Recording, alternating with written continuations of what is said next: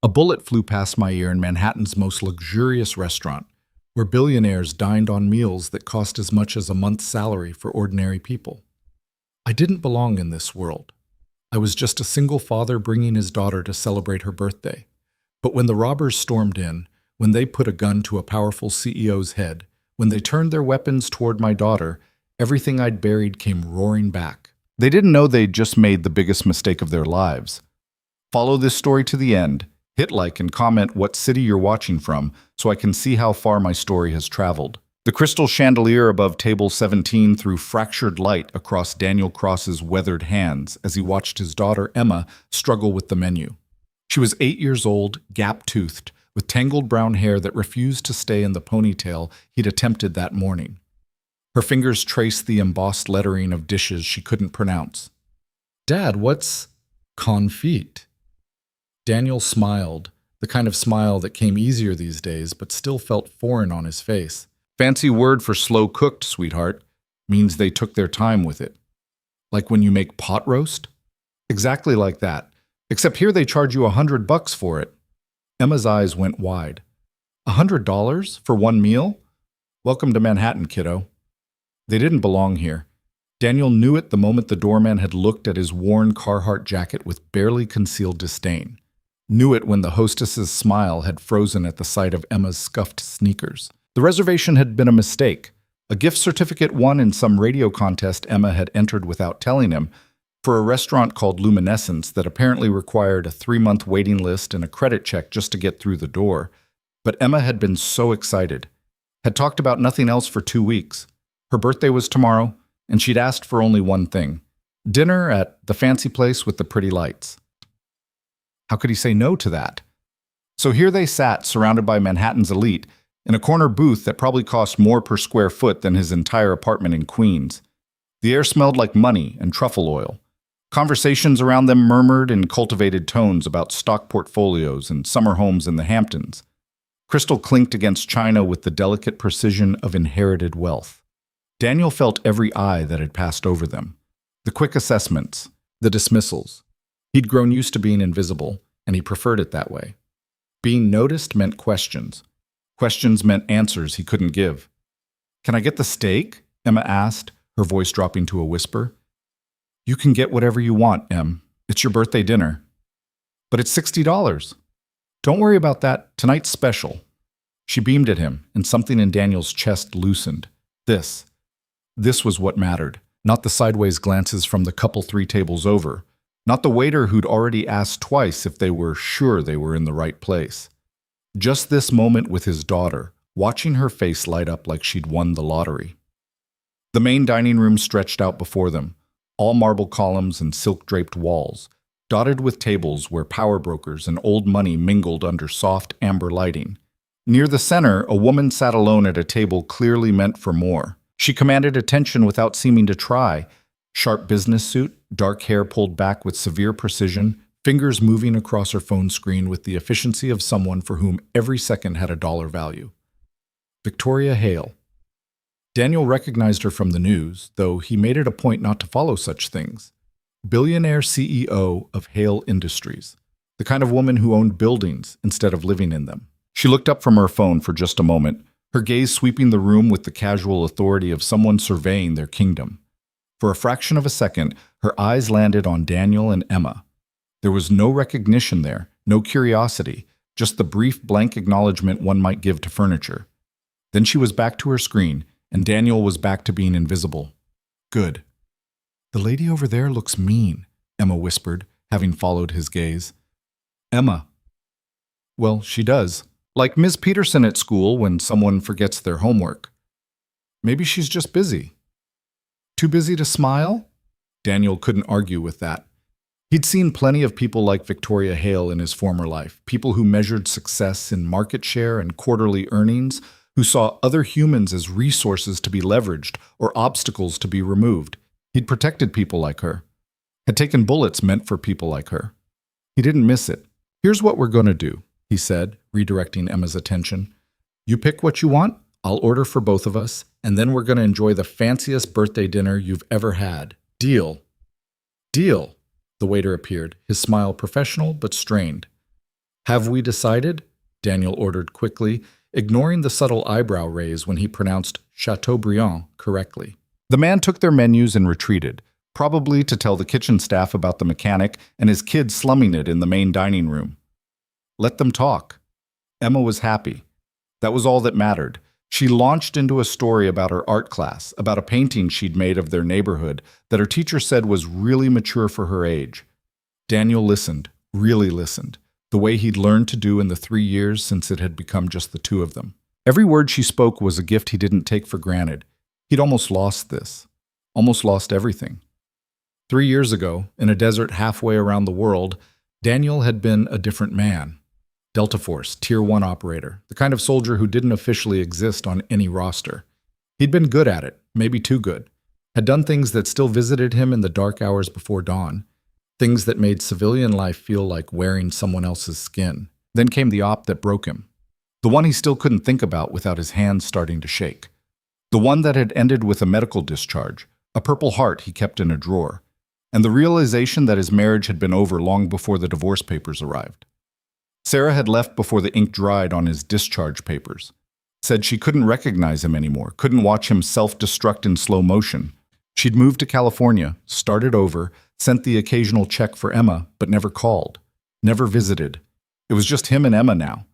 He'd sold everything he had, moved them into a small apartment above an auto shop in Queens where the owner let him work flexible hours, learned to be present instead of tactical, learned that making his daughter breakfast was a bigger victory than any mission he'd completed. Most days he managed it. Most days, the old Daniel stayed buried. Dad? You're doing it again. He blinked. Emma was watching him with concern too mature for an 8-year-old. Doing what? Going away. Your eyes get all far away like you're looking at something I can't see. Sorry, sweetheart, just thinking. About Mom? About how lucky I am to have you. She rolled her eyes, but she was smiling. That's so cheesy, Dad. Yeah, well, get used to it. I got at least 10 more years of embarrassing you. Try 20. Deal. Mesa, the appetizers arrived. Some kind of foam and microgreen situation that Emma poked at suspiciously before deciding it was actually pretty good. Daniel watched her eat, committed every detail to memory. The way she wiped her mouth with the napkin, remembering the manners he'd taught her. The way her eyes darted around the room, taking everything in. She was resilient, stronger than he'd been at her age. Stronger than he was now, if he was honest. The main dining room had filled up as evening deepened into night. More money per square foot than Daniel had seen outside of a bank vault. A tech mogul 2 tables over was laughing too loud at his own jokes. A group of socialites near the window were comparing vacation homes in Aspen, and Victoria Hale still sat alone, working through her dinner with the same focused efficiency she probably applied to hostile takeovers. Daniel wondered what it was like, being that isolated by success. Then decided he didn't care. Wasn't his business. Emma was telling him about her friend Sophia's birthday party next week when the first man came through the door. Daniel's entire body went rigid. The man was wrong. Everything about him was wrong. The way he scanned the room wasn't curiosity. It was target acquisition. The bulge under his jacket wasn't a phone. His partner came in 30 seconds later, positioning himself near the kitchen entrance. Daniel's mind, the part he'd been trying to bury for 3 years, came roaring back to life with crystalline clarity. 4 men. No, 5, one outside watching the door. Military bearing on 2 of them, professional criminal on the others. Armed with handguns, probably 9mm, wearing cheap suits that didn't fit right because they were concealing body armor and additional magazines. This wasn't random. This was planned. He said quietly, his voice shifting into something she rarely heard.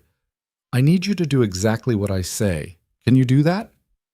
She knew that tone, had learned it in the year after he'd come home, when the nightmares were bad and he'd needed her to be quiet and quick. Okay, Dad. Slide down in the booth. Get as low as you can, but don't make it obvious. Act like you dropped something. What's wrong? Just do it. Trust me. She slid down without argument, bless her. Daniel shifted slightly, angling his body between her and the room, hands visible on the table in a position that would look relaxed to anyone who didn't know better. His eyes never left the 5 men as they fanned out through the dining room. The conversations around them continued, oblivious. These people didn't know how to see danger, probably never had to.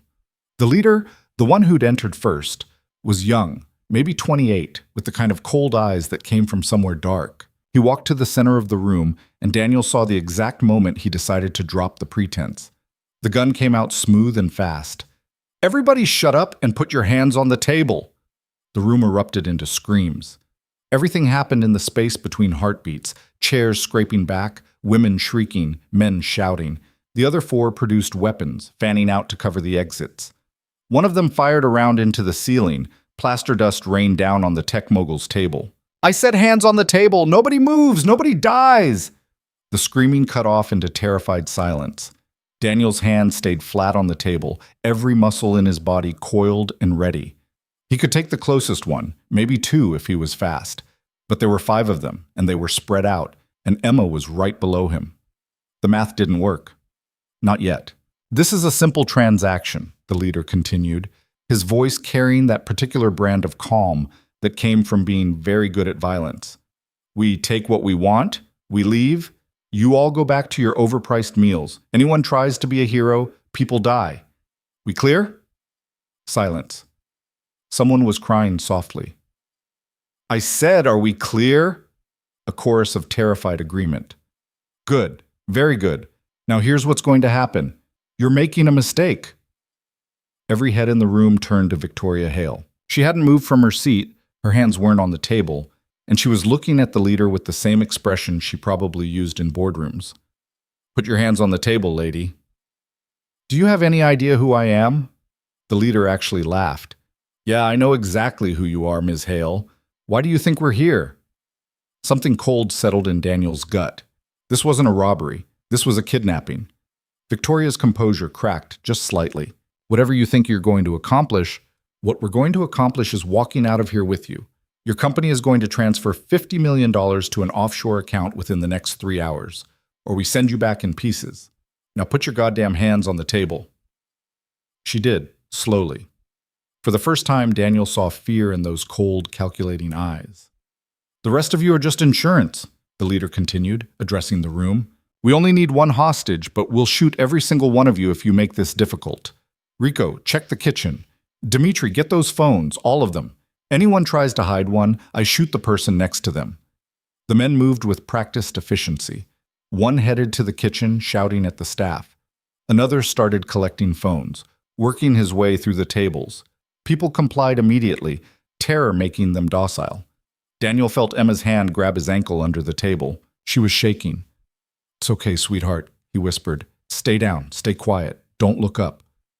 "I'm scared." "I know, but you're brave. Remember? You're the bravest girl I know." The man collecting phones was 3 tables away now. Daniel watched him work, cataloging everything, right-handed. Favors his left leg, old injury maybe. Keeps the gun in his right hand, but isn't keeping proper awareness of his surroundings.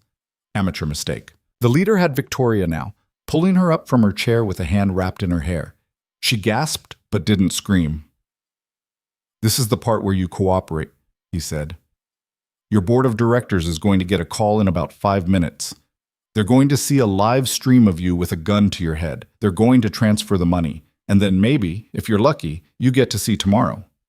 My company doesn't negotiate with terrorists.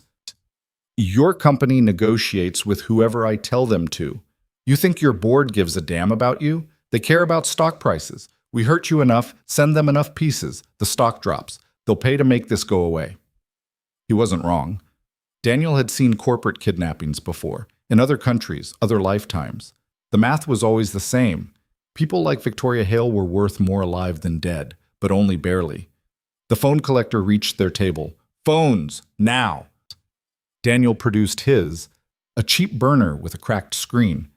The man took it, barely glancing at him, then looked down at Emma huddled in the booth. "You got a phone, little girl?" "She's 8, Daniel said quietly. "She doesn't have a phone." The man's eyes narrowed. "You being smart with me?" "No, just answering your question." For a moment, Daniel thought the man might escalate. His finger tightened on the trigger, and Daniel's body prepared to move. To grab the gun, twist the wrist, drive the man's face into the table, take the weapon, engage the others. The man moved on. Daniel let out a breath he didn't know he'd been holding. "Good," Emma whispered. That was good, right? Yeah, sweetheart. That was good. But it wouldn't stay good. It never did. The leader had Victoria at gunpoint now, pulling her toward the entrance. Everybody stays seated for the next 10 minutes. We're leaving someone outside. First person who stands up, he shoots. Second person, he shoots. You get the pattern. He keyed his radio. Marcus, we're coming out. Get the van. Copy. They were moving Victoria toward the door when it happened. The tech mogul, the one who'd been laughing too loud, suddenly stood up, his face flushed with expensive wine and liquid courage. You can't just... The gunshot was deafening in the enclosed space. The mogul went down, clutching his leg, screaming. His dinner companion started shrieking. Blood pooled on the marble floor. Anyone else want to be a hero? The leader bellowed. Silence. Absolute silence except for the mogul's moaning. Emma's grip on Daniel's ankle was crushing now. He could hear her trying not to cry, her breathing quick and shallow. Dad, she whispered. Dad, I don't... Shh. It's okay. I'm right here. But it wasn't okay. The situation had just changed. They'd fired a weapon, drawn blood. They were committed now. And when people got committed, they got sloppy, desperate, started making mistakes. Daniel's mind was running scenarios, calculating odds, finding angles. The training he'd spent 3 years trying to bury was screaming at him to act, to move, to neutralize the threat. But Emma was right there, right below him. Any move he made put her in danger, so he stayed still. Hands on the table, body coiled, waiting. Let's try this again, the leader said, dragging Victoria toward the entrance. Nobody moves, nobody dies. We're leaving, and you're all going to sit here and count your blessings that you're not the one we came for. They were almost to the door when the one called Rico emerged from the kitchen, shoving a terrified hostess ahead of him. Kitchen's clear, staff's locked in the freezer. Good, let's move. Victoria stumbled. The leader jerked her upright, and for just a moment her eyes swept across the dining room. Past the wounded mogul, past the crying socialites, past all the frozen, terrified faces.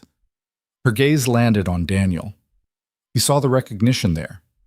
Not of who he was, but of what he was. She'd seen enough men like him in private security details, in bodyguard briefings.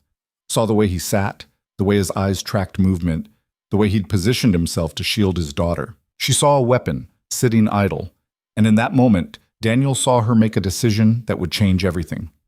Him! Victoria shouted, jerking her head toward Daniel. He's got a gun! I saw it when he sat down! Every weapon in the room swung toward table 17. Hands up! Now! Daniel didn't move. Couldn't move. One wrong twitch and they'd open fire, and Emma was right there, right below him. I said hands up, motherfucker! I don't have a gun, Daniel said, his voice calm, controlled. Check if you want. I'm not armed. Stand up. Slow. My daughter. Stand up. He stood slowly, hands raised, making every movement deliberate and non-threatening. His body was between the guns and Emma, buying her seconds, maybe more. Rico came over, weapon trained on Daniel's center mass, and patted him down roughly. Found nothing. No weapon, no phone, nothing. He's clean. The leader's eyes narrowed at Victoria. You trying to get someone killed, lady? I was sure. Move it. But the damage was done. The momentary distraction had shifted the room's energy. People were looking around now, seeing exits, thinking about options. The tight control the robbers had established was fraying at the edges. Daniel could feel it happening. The leader could too. Change of plans, he said. We need more leverage. Rico, grab another one. Who? I don't give a shit. Someone who looks expensive. Rico's eyes swept the room and landed on Emma, just visible in the booth, her tear-streaked face peeking over the edge. No, Daniel said very quietly. Rico smiled. Yeah, the kid. That'll work. He moved toward the booth. Daniel's entire world contracted to a single point. Everything else, the other gunmen, the hostages, Victoria, the mission parameters, all of it vanished. There was only one thing that mattered. They weren't touching his daughter. Step away from the booth, Daniel said, and something in his voice made Rico pause. Or what? Or I'll kill you, Rico laughed, You're unarmed, buddy. How exactly? Daniel moved. 3 years of rust fell away in an instant. 3 years of forcing himself to be normal, to be civilized, to be anything except what he'd been trained to be. Gone. He was across the distance before Rico could process the movement. His left hand slapped the gun barrel away as Rico's finger tightened on the trigger. The shot went wide, shattering a window. His right hand drove straight into Rico's throat, crushing the windpipe. Rico went down choking. Daniel had the gun before he hit the floor. The other four were turning, raising weapons, shouting. Time slowed down the way it always did when he was in the wire.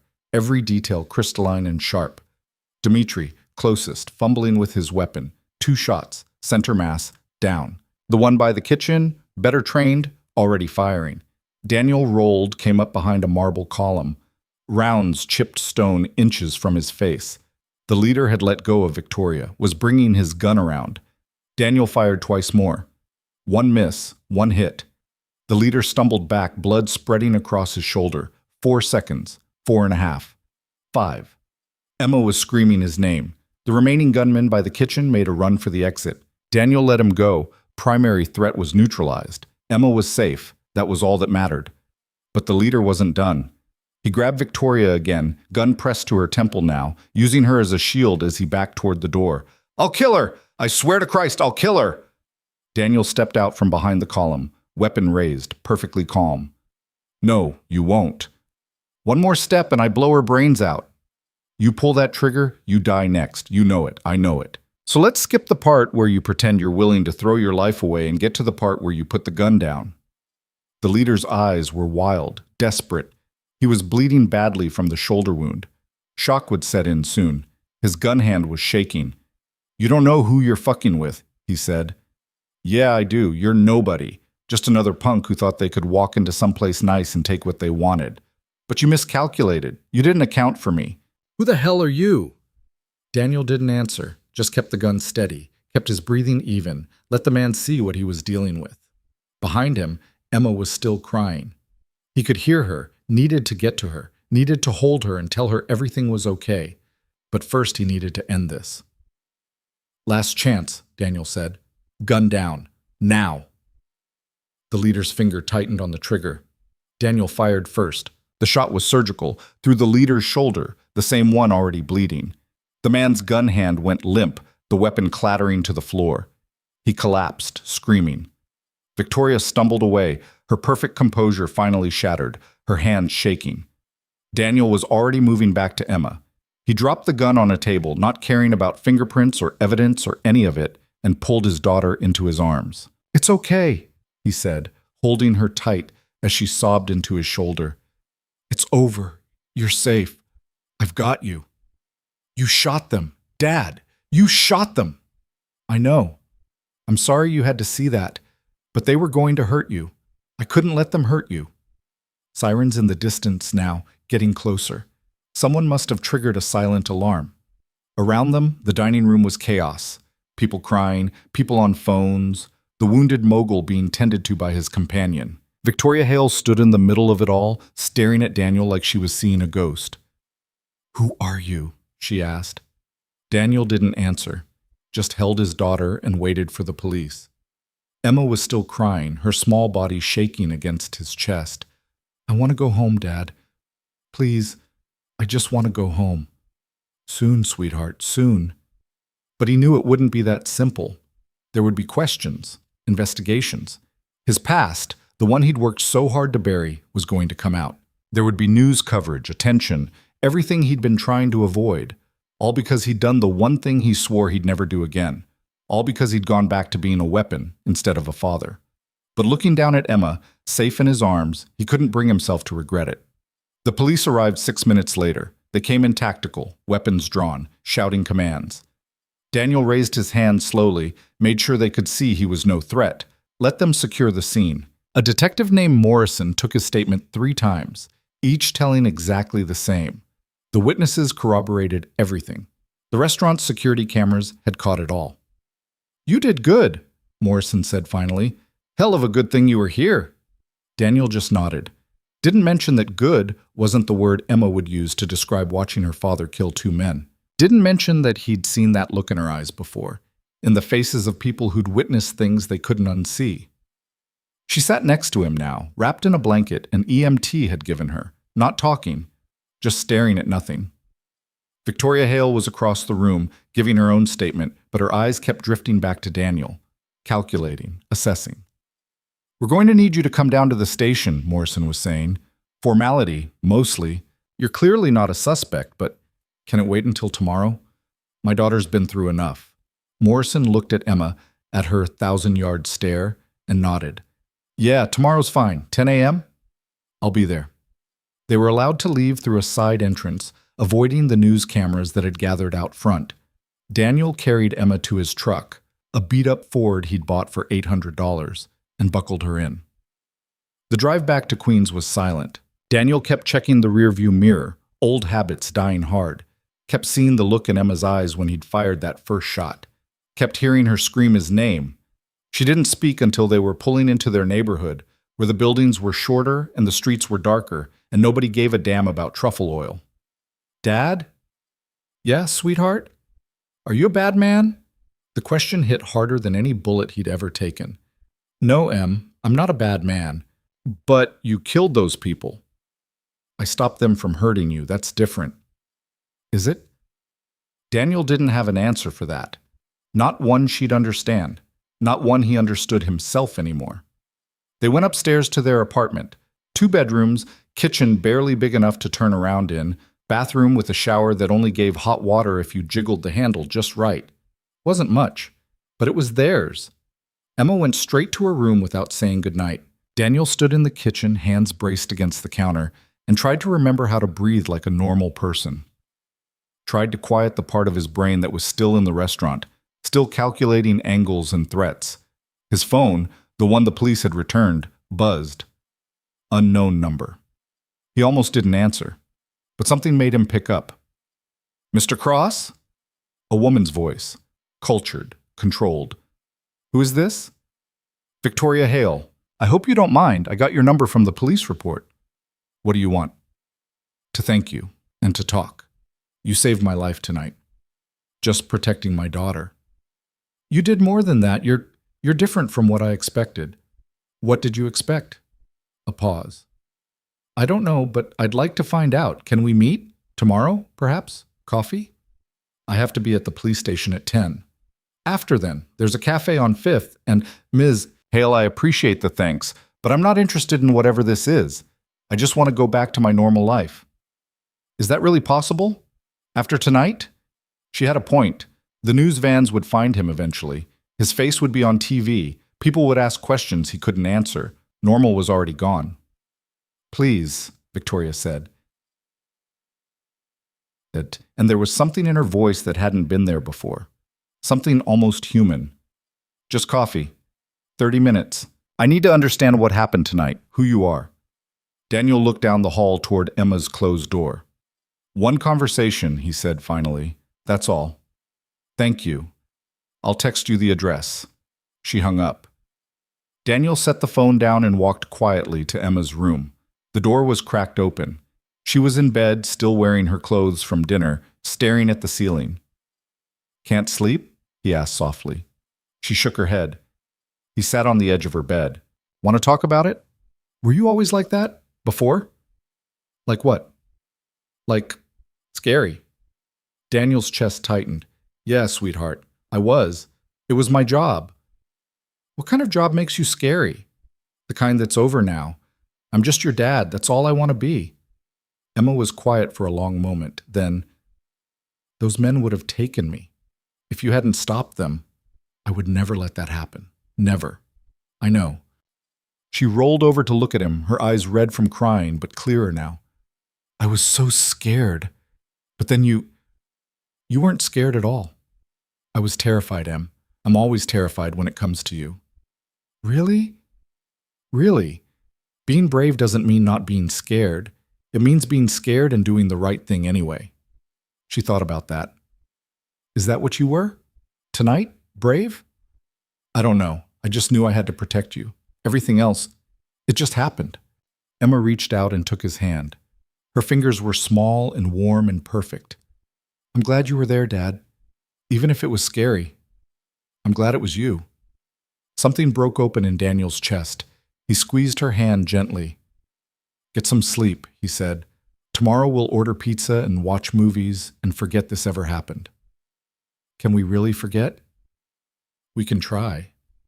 He kissed her forehead and turned off the light, leaving the door cracked the way she liked it.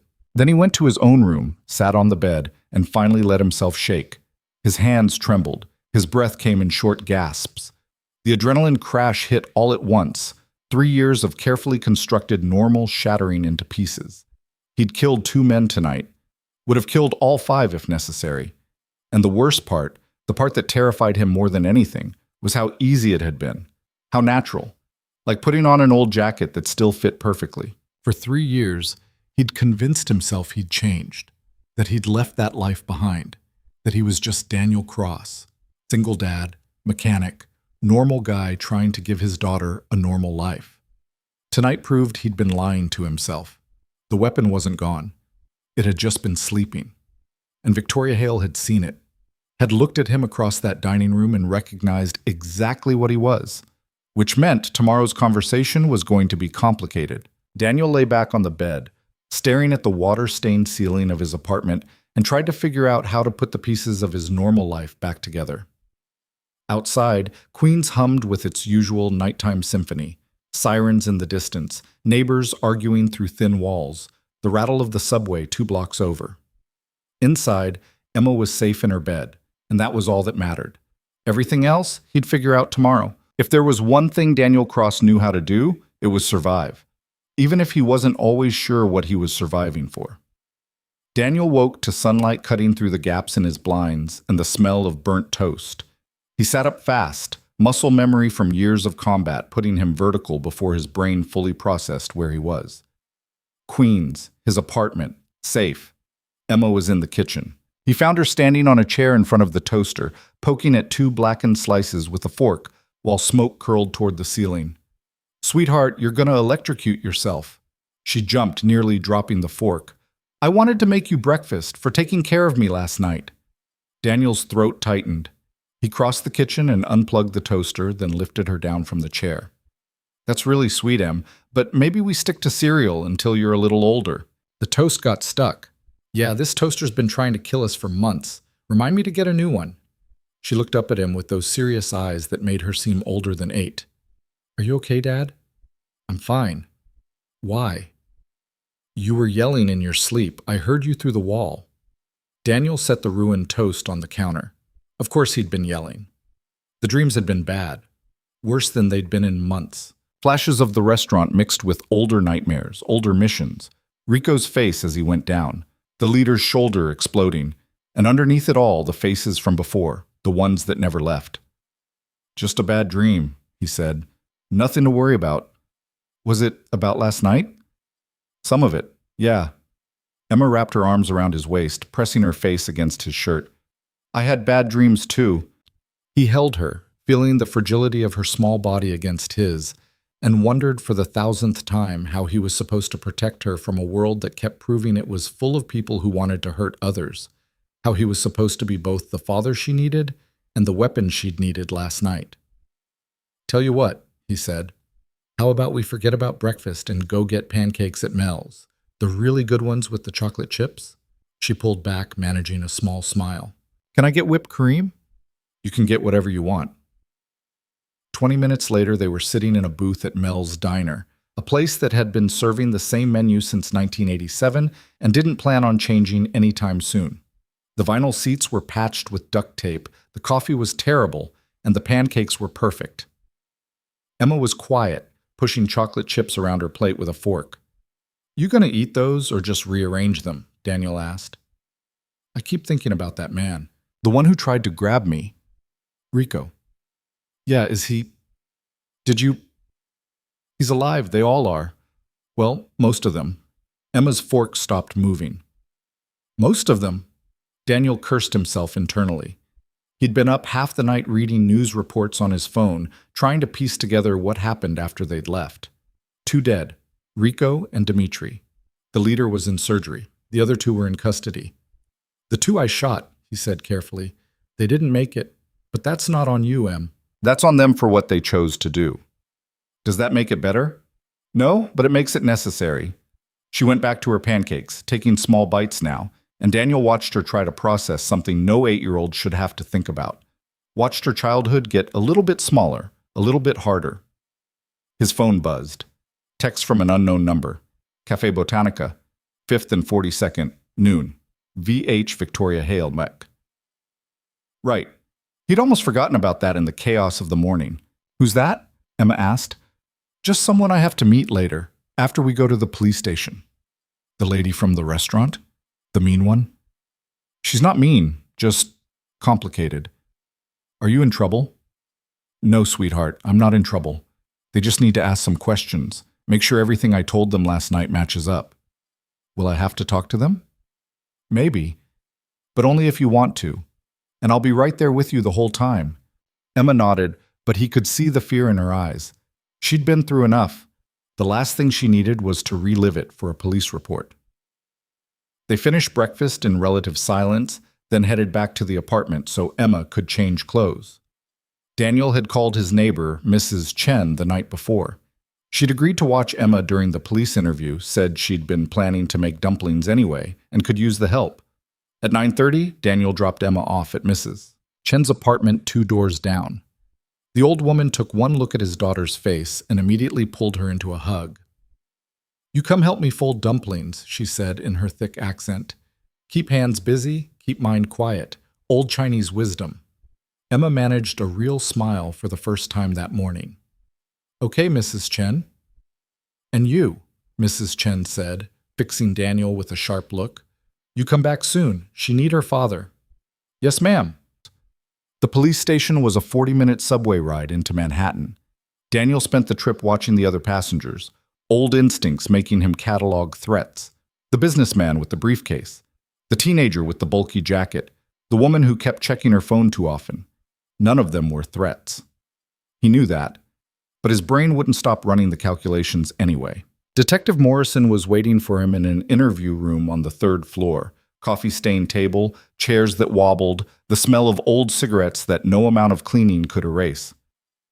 Mr. Cross, thanks for coming in. Not like I had much choice. Morrison smiled slightly. True enough. This shouldn't take long. Just need to go over a few details, get everything documented properly. The interview lasted 90 minutes. Morrison asked the same questions 5 different ways, took notes on everything, had Daniel walk through the timeline 3 times. It was professional, thorough, and clearly designed to catch any inconsistencies. Daniel kept his answers simple and truthful. He'd learned a long time ago that the best lies were mostly truth. You have military experience, Morrison said. It wasn't a question. I do. What branch? Army. Special Operations. How long? 12 years. Got out 3 years ago. Morrison made a note. That explains the efficiency. Most civilians wouldn't have been able to do what you did. Most civilians don't have kids to protect. Fair point. Morrison set down his pen. Off the record? You did this city a favor. Those guys had a sheet longer than my arm. Rico Martinez especially. He was wanted for 3 other kidnappings. You probably saved lives. I wasn't thinking about saving lives. I was thinking about my daughter. Yeah, well, worked out either way. Morrison stood up, extending his hand. You're free to go. We'll be in touch if we need anything else, but I don't expect we will. This is about as clear-cut as self-defense gets. Daniel shook his hand and left, feeling the weight of the building lift off his shoulders as he stepped back into the sunlight. The news vans were still outside, reporters doing stand-ups about the hero father and the Manhattan restaurant siege. He kept his head down and walked past them, ignoring the shouted questions. 3 blocks away, he checked his phone. 11:40. He could still make Victoria's meeting if he caught a cab. Part of him wanted to just go home. Forget the whole thing. Get Emma and spend the rest of the day pretending they were normal people living normal lives. But another part, the part that had been a soldier that understood strategy and opportunity, knew that Victoria Hale didn't ask for meetings unless she wanted something. And people who wanted something could be useful or dangerous. He flagged down a cab. Cafe Botanica turned out to be one of those places where a cup of coffee cost $12 and came with a lecture about fair trade organic farming practices. The interior was all exposed brick and reclaimed wood, populated by people typing on laptops and having very serious conversations about disrupting industries. Victoria was already there, sitting at a corner table with a clear view of the entrance. She'd traded last night's power suit for something slightly less formal, designer jeans, a cashmere sweater that probably cost more than Daniel's monthly rent. But the way she held herself was the same, controlled, measured. Like she was always 3 moves ahead in a chess game nobody else knew they were playing. She stood when she saw him, extended her hand. "Mr. Cross, thank you for coming." Her grip was firm, professional. Daniel shook it and sat down across from her. "I ordered you a coffee," she said, gesturing to a cup in front of him. "Black, no sugar. I hope that's acceptable." "How'd you know how I take it?" "I didn't, but you struck me as someone who doesn't overcomplicate things." Daniel tried the coffee. It was actually good, which annoyed him slightly. "So what is this? Gratitude? Curiosity? Job offer?" Victoria smiled, but it didn't reach her eyes. "Direct. I appreciate that. To answer your question, all 3 perhaps. I don't need your gratitude. I wasn't trying to save you. I know you were protecting your daughter, which makes what you did even more remarkable." "There's nothing remarkable about it. Anyone would have done the same." "No, Mr. Cross, they wouldn't have. Most people would have frozen, would have hoped someone else would act. You didn't hesitate." Daniel set down his coffee. "Is there a point to this?" "The point is that I've spent the last 12 hours trying to understand what happened last night, trying to understand you. I've built a career on reading people, on understanding what drives them. But you—" She paused, choosing her words carefully. "You're an anomaly. I'm a mechanic from Queens with a kid. Not much of an anomaly. A mechanic who moves like a professional soldier, who can disarm and neutralize multiple armed hostiles in under 5 seconds, who stays calm when everyone else is panicking." She leaned forward slightly. "I did some research after I got home. Called in a few favors. Your service record is mostly classified, but I found enough. Delta Force. Tier 1 operations. Multiple deployments to places the government won't officially acknowledge. And then 3 years ago, you just stopped. Medical discharge, moved to Queens, started working at an auto shop." Daniel's jaw tightened. "You had no right to dig into my past. You saved my life. I wanted to know who you were. Now you know. Can I go?" "Please, just hear me out." Victoria's composure cracked slightly, showing something raw underneath. "Last night was the first time in 15 years that I felt genuinely helpless. Do you understand what that's like? I've built an empire. I control billions in assets. I've negotiated with heads of state. And in one moment, none of it mattered. I was just another victim waiting to be ransomed or killed. So hire better security." "I have excellent security. They weren't there last night because I didn't think I needed them for a simple dinner meeting." She paused. "I was wrong. And being wrong almost cost me everything." Daniel could see where this was going. "You want me to work for you. I want to offer you an opportunity. Head of personal security, 6-figure salary, full benefits, housing if you need it, schools for your daughter, the best in the city." "No. You haven't even heard the details." "Don't need to. I'm not interested in going back to that life." Victoria's eyes narrowed. "That life? You mean the one where you use your skills to protect people instead of fixing car engines for minimum wage? I mean the one where I become a weapon again instead of a father. You were both last night. And look how well that turned out for my daughter. She spent the night having nightmares about watching me kill people. She's alive because you were willing to do what needed to be done. How is that not being a good father?" Daniel stood up. "Thanks for the coffee. But I'm not what you're looking for. Mr. Cross, my name's Daniel, and we're done here." He was halfway to the door when Victoria called out, loud enough to turn heads in the quiet cafe. "They'll come after you, you know." Daniel stopped. Victoria stood up, her voice carrying across the space between them. "Those men last night weren't working alone.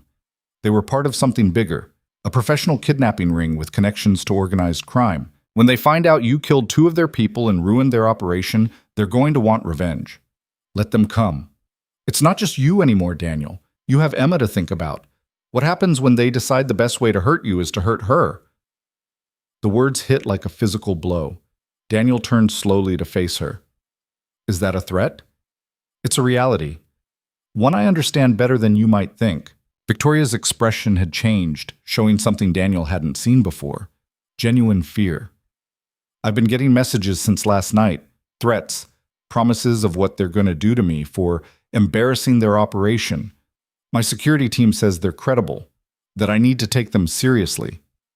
So take them seriously. Hire your bodyguards and hide behind your money. I don't want to hide. I want to fight back. And I think you do too. Daniel walked back to the table, but he didn't sit. What exactly are you proposing?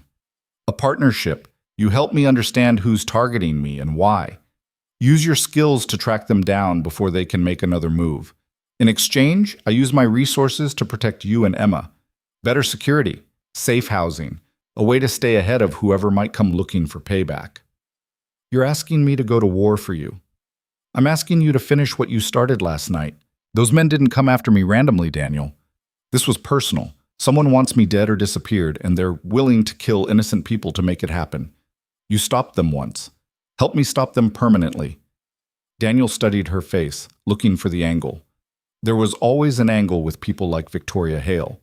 But what he saw wasn't manipulation, it was desperation barely held in check. Why me? He asked. You've got money to hire an entire private army. Why track down a mechanic from Queens? Because a private army would do what I tell them. You do what's right. I saw it in your eyes last night. You're not motivated by money or power. You're motivated by protecting people who can't protect themselves. She paused. And because I trust you, which, if you knew me better, you'd know is something I don't say lightly. Daniel's phone buzzed. Text from Mrs. Chen. Emma asking when you come home. Made 47 dumplings. I think she worried. He looked at the message, then back at Victoria. I need to think about it. How long? 24 hours. But I want something in return for even considering this. Name it. You stop digging into my past. What I did before. Who I was. That's my business. You want me to help you? Fine. But you don't get to know everything about me. We clear? Victoria nodded. Clear. And if I agree to this, we do it my way. I call the shots on security. I decide what's necessary and what's not. You might be used to being in charge, but in this, you're not. Understood? Understood. Daniel turned to leave, then stopped. One more thing. Those messages you've been getting, forward them to me. All of them. Why? Because if I'm going to consider putting myself and my daughter in danger to help you, I need to know exactly what we're dealing with.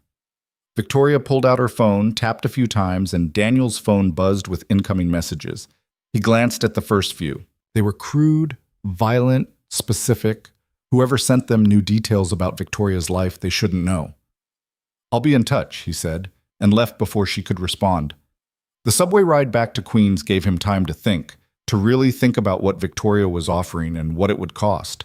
On one hand, she was right about the threats. Professional kidnappers didn't just walk away when an operation went bad. They regrouped, they adapted, and they remembered who'd made them look weak. On the other hand, accepting her offer meant stepping back into a world he'd sworn off. Meant teaching Emma that violence was the answer, that her father was the kind of man who hunted people for a living. But maybe that ship had already sailed. Maybe the moment he'd pulled that trigger last night, he'd made the choice without realizing it. Mrs. Chen answered her door before he could knock. She in my kitchen, she said without preamble. Very quiet. Not good quiet. Worried quiet. Thanks for watching her. You good man, Daniel Cross. But you have storm in your eyes. Whatever you're thinking about, you think about her first, yes? Always. Emma was sitting at Mrs. Chen's kitchen table, a mountain of perfectly folded dumplings in front of her. Her hands were dusted with flour, and her eyes were red like she'd been crying but didn't want anyone to know. Hey kiddo, you okay? She looked up at him. Mrs. Chen taught me how to make the folds tight so the filling doesn't leak out. You have to pinch it just right. I see that. You did a great job. She says cooking is like meditation. It makes your brain quiet when it's too loud. Daniel pulled out a chair and sat next to her. Is your brain too loud? Emma nodded, not looking at him. I keep seeing it, last night, the way those men looked when they fell down. I'm sorry you had to see that, Em. Are more bad people going to come? The question hung in the air between them. Daniel could lie, could tell her everything was fine and they were safe and nothing bad would ever happen again. But Emma deserved better than lies. I don't know, he said carefully. Maybe. But if they do, I'll be ready. What if you're not there? What if I'm at school or at Sophia's house? Or then you do what I taught you. You run. You scream. You find an adult you trust and you don't stop making noise until you're safe. But what if... Em. He took her flower-covered hands in his. Look at me. I know you're scared. I'm scared too, but we're going to be okay. I promise you that. You can't promise that. You don't know. She was right. She was 8 years old and she was absolutely right. You're correct, he said. I can't promise nothing bad will ever happen, but I can promise that I will do everything in my power to keep you safe, that I will never stop fighting for you. Can that be enough? Emma thought about it, her small face serious. Then she nodded. Okay, but Dad? Yeah? If you have to do that again, what you did last night, I'll understand. I don't want to, but I will. Because I know you're doing it to protect me. Daniel pulled her into a hug, feeling her small arms wrap around his neck, and tried not to let her feel him shaking. They stayed at Mrs. Chen's for another hour, eating dumplings and listening to her stories about growing up in Shanghai before the revolution. It was normal and comfortable and exactly what Emma needed. But Daniel's mind was elsewhere, running through scenarios and options and the calculus of risk. By the time they got back to their apartment, he'd made his decision. He waited until Emma was asleep, really asleep, not fake asleep like she sometimes did when she wanted to eavesdrop. Then he pulled out his phone and called the number Victoria had texted from. She answered on the first ring. Daniel, I'll help you, but we do this smart and we do this careful. And the second it looks like Emma's in danger, I'm out. We clear? Crystal clear. When can you start? Tomorrow. I need tonight with my daughter. Need to make sure she's okay before I start digging into whoever's trying to kill you. Of course. I'll have my assistant send over everything we have, the threats, the police reports, anything that might be relevant. Don't send them. I'll come to you. Your phone might be compromised. Your email definitely is, if these people are as professional as I think they are. There was a pause. You're already thinking tactically. I never stopped. I just tried to ignore it for 3 years. And now? Now I'm done ignoring it. See you tomorrow, Ms. Hale. Victoria. If we're going to be working together, you should call me Victoria. See you tomorrow, Victoria. He hung up and sat in the darkness of his living room, listening to the sounds of Queens at night. Car alarms, sirens, the upstairs neighbor's television playing too loud. 3 years ago, he'd walked away from the world of violence and classified operations and men who solved problems with bullets. Had convinced himself he could be someone different, someone better. But maybe you couldn't walk away from what you were. Maybe you could only choose how to use it. His phone buzzed one more time, another unknown number, but this time the message made his blood run cold. Nice work last night, Cross. But you shouldn't have gotten involved. Now we have to make an example. Sleep tight. We know where you live. Daniel stood up slowly, every sense suddenly alert. He moved to Emma's room, checked the window, locked. Checked the front door, deadbolt engaged. Did a full sweep of the apartment, looking for anything out of place. Nothing. But they were out there, watching, waiting. He pulled up Victoria's number again. Daniel, what's wrong? Change of plans. I'm starting tonight, and I need that safe housing you mentioned, now. Victoria's driver arrived in 40 minutes, a black SUV with bulletproof glass and an ex-Secret Service agent named Marcus behind the wheel. Daniel had already packed 2 bags, woken Emma as gently as he could, and explained in the calmest voice he could manage that they were going somewhere safe for a little while. She'd asked only one question. Are the bad people coming?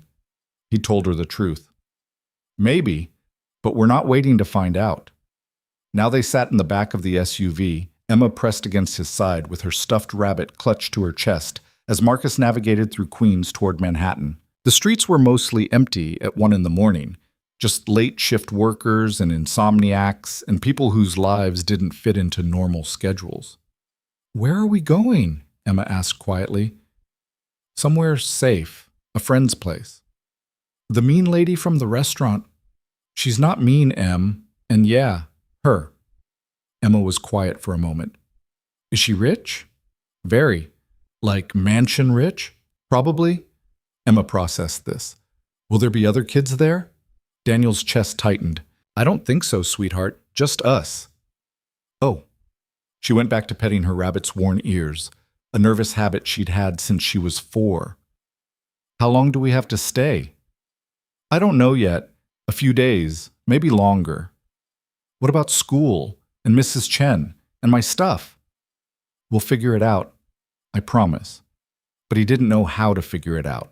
Didn't know how to explain to his 8-year-old daughter that the life they'd built, small and simple and safe, had just been burned to the ground by a single text message. Marcus caught his eye in the rearview mirror. Ms. Hale's expecting you. Place is secure. Best system money can buy. You ex-military? Daniel asked. Marine Corps. 2 tours in Afghanistan before I went private sector. See much action? Enough to know what I'm looking at when I see it. Marcus's eyes flicked back to the road. Word of advice, Cross? Whatever went down last night, whatever's happening now, don't underestimate these people. They're not street thugs. They're professionals. I know. Do you? Because Ms. Hale, she thinks money solves everything. Thinks she can throw enough cash at a problem and it disappears. But you and me, we know better. Money just makes you a bigger target. Daniel glanced at Emma, making sure she wasn't listening. She'd put in earbuds, was watching something on the tablet Mrs. Chen had given her for Christmas. Why are you telling me this? He asked quietly. Because Ms. Hale's a good person under all that ice. She pays well, treats her people right. And because I've seen the file on you, know what you did over there, even if most of it's redacted. You're the real deal. Marcus paused. Just want to make sure you know what you're walking into. This isn't a rescue mission with clear objectives and an exit strategy. This is messy, personal, the kind of thing that doesn't end clean. Nothing ever ends clean. Truth. They drove in silence for a while, crossing the bridge into Manhattan, the city lights reflecting off the East River like scattered diamonds. Daniel watched Emma's face bathed in the tablet's glow and tried to remember when things had been simple. When his biggest worry was making rent, and whether Emma's teacher would notice she wore the same jeans 3 days in a row. That life felt like it belonged to someone else now. Victoria's building was in Tribeca, one of those converted warehouses that cost more per month than Daniel used to make in a year. Marcus pulled into an underground garage, used a keycard to access a private elevator, and escorted them up to the penthouse level. The elevator doors opened directly into the apartment. Emma's eyes went wide. Whoa! The space was enormous, floor-to-ceiling windows overlooking the city, exposed brick walls, furniture that probably had names and pedigrees. Everything was clean lines and expensive taste, the kind of place that felt more like a museum than a home. Victoria was waiting in the living room, still dressed despite the hour, a glass of wine in her hand. She set it down when she saw them. Daniel, I'm glad you're safe. Are we? He handed her his phone, showing her the threatening text. Her face went pale. When did you receive this? 20 minutes before I called you. They're not playing around anymore. No, they're not. She looked at Emma, and something in her expression softened. You must be Emma. I'm Victoria. Emma half hid behind Daniel's leg. Hi. I know this is all very strange and frightening, but I promise you, you're safe here. Would you like to see your room? It has its own bathroom and a television. Can I stay with my dad? Of course. But if you want your own space, it's there. Marcus appeared with their bags. I'll do a perimeter check, then head out. Night shift takes over in 10 minutes. Thank you, Marcus. When he was gone, Victoria gestured toward the kitchen. Coffee? Or something stronger? Coffee. Emma, why don't you go check out that room Victoria mentioned? I want to stay with you. I'll be right here. 5 minutes, okay? Then we'll get you set up somewhere to sleep. Emma looked between them, clearly not thrilled about being dismissed, but she took her bag and disappeared down the hallway. Victoria poured 2 cups of coffee from a machine that probably cost more than Daniel's truck. They sat at her kitchen island, and for a moment neither spoke. I need to see everything, Daniel said finally. All the threats, all the intel you've gathered, everything your security team has compiled, and I need to know the truth about why someone wants you dead. I've been asking myself that same question since last night. And? Victoria wrapped her hands around her coffee cup. I have enemies. It comes with the territory. Competitors I've outmaneuvered. Employees I've fired. Business deals that left people angry. But this feels different, more personal. Walk me through the last 6 months. Anyone who stands out? Any deals that went particularly bad? She thought about it, her fingers tapping against the ceramic. There was the Castellano merger. I acquired their company for significantly less than market value after discovering some financial irregularities. Marco Castellano wasn't happy about it. Unhappy enough to kidnap you? Marco's old money, old school. He wouldn't dirty his hands with something like this. What about his kids? Associates? Someone who felt they got cheated? Possibly, but there's something else. She paused, choosing her words carefully. 3 months ago, I fired my CFO, Gerald Preston. He'd been with the company for 12 years. I discovered he was skimming, nothing major, just enough to be comfortable. When I confronted him, he threatened me, said I'd regret making an enemy of him. You report it to the police? I didn't want the publicity, so I offered him a severance package in exchange for his silence and his resignation. Daniel set down his coffee. Let me guess. He took the deal, but didn't stay silent. He's been shopping a tell-all book. My lawyers have kept it tied up in court, but he's angry, very angry. Angry enough to hire professional kidnappers? I don't know. Gerald was always more of a white-collar criminal than a violent one, but desperate people do desperate things. Daniel pulled out his phone, started making notes. I'll need his contact information. Castellano's too. Anyone else who might have a grudge? There's a list, a long one. Then we start at the top and work our way down. Emma appeared in the doorway, still clutching her rabbit. Dad, the room's really big. You like it? It's nice, but I don't want to sleep alone. Victoria stood up. There's a guest suite down the hall from mine, 2 bedrooms connected by a sitting room. Would that work? Perfect. Thanks. They got Emma settled in one of the bedrooms, king-sized bed, silk sheets, a bathroom bigger than their entire apartment in Queens. She looked tiny in all that luxury, out of place and scared. Daniel sat on the edge of the bed. I know this is weird, Em. It's like a hotel, except we're hiding instead of on vacation. Yeah, kind of like that. Are you going to stay in here with me? I'll be right next door, door open. If you need me, you just call out. What if I have nightmares? Then I'll be right there, just like always. She pulled the covers up to her chin. I don't like this, Dad. I want to go home. I know, sweetheart. Me too. When can we? Daniel didn't have an answer for that, so he did what he'd learned to do in the years since Sarah left. He told her a story, made one up on the spot about a brave knight and a princess who weren't waiting around to be rescued, who figured out how to save themselves. Talked until her eyes grew heavy and her breathing evened out. When he was sure she was asleep, he went back to the living room. Victoria had spread files across her dining table, police reports, threat assessments, photographs, background checks. It looked like a military briefing. Your security team put this together? Daniel asked. Most of it. Some I compiled myself. They know what they're doing? They're expensive. Whether that makes them competent remains to be seen. Daniel started going through the files, his training kicking in automatically. He sorted by date, by threat level, by source. Started building a timeline. Here, Victoria said, sliding over a folder. These are the most recent threats, the ones that started coming in after the restaurant. Daniel opened it. A dozen messages, all variations on the same theme. Graphic descriptions of what they planned to do to her. Promises of pain, of humiliation, of death. But it was the last message that stopped him cold. You took something from us. Now we'll take everything from you, starting with the mechanic's kid. They mentioned Emma specifically, he said, his voice flat. I know, I saw it right before you called. Daniel's hands were shaking. He set down the file before Victoria could notice. This changes things, he said. How? Because now it's not just about protecting you. It's about hunting them down before they can make a move. Victoria studied his face. You want to go on the offensive. Sitting here waiting for them to come at us is tactical suicide. We need to find them first, figure out who's pulling the strings, and cut them off at the source. And how exactly do we do that? Daniel tapped the file. We start with the threats. These weren't sent by professionals. Professionals don't leave trails. These were sent by people who wanted to scare you, which means they're emotional, sloppy. You can track them? Maybe.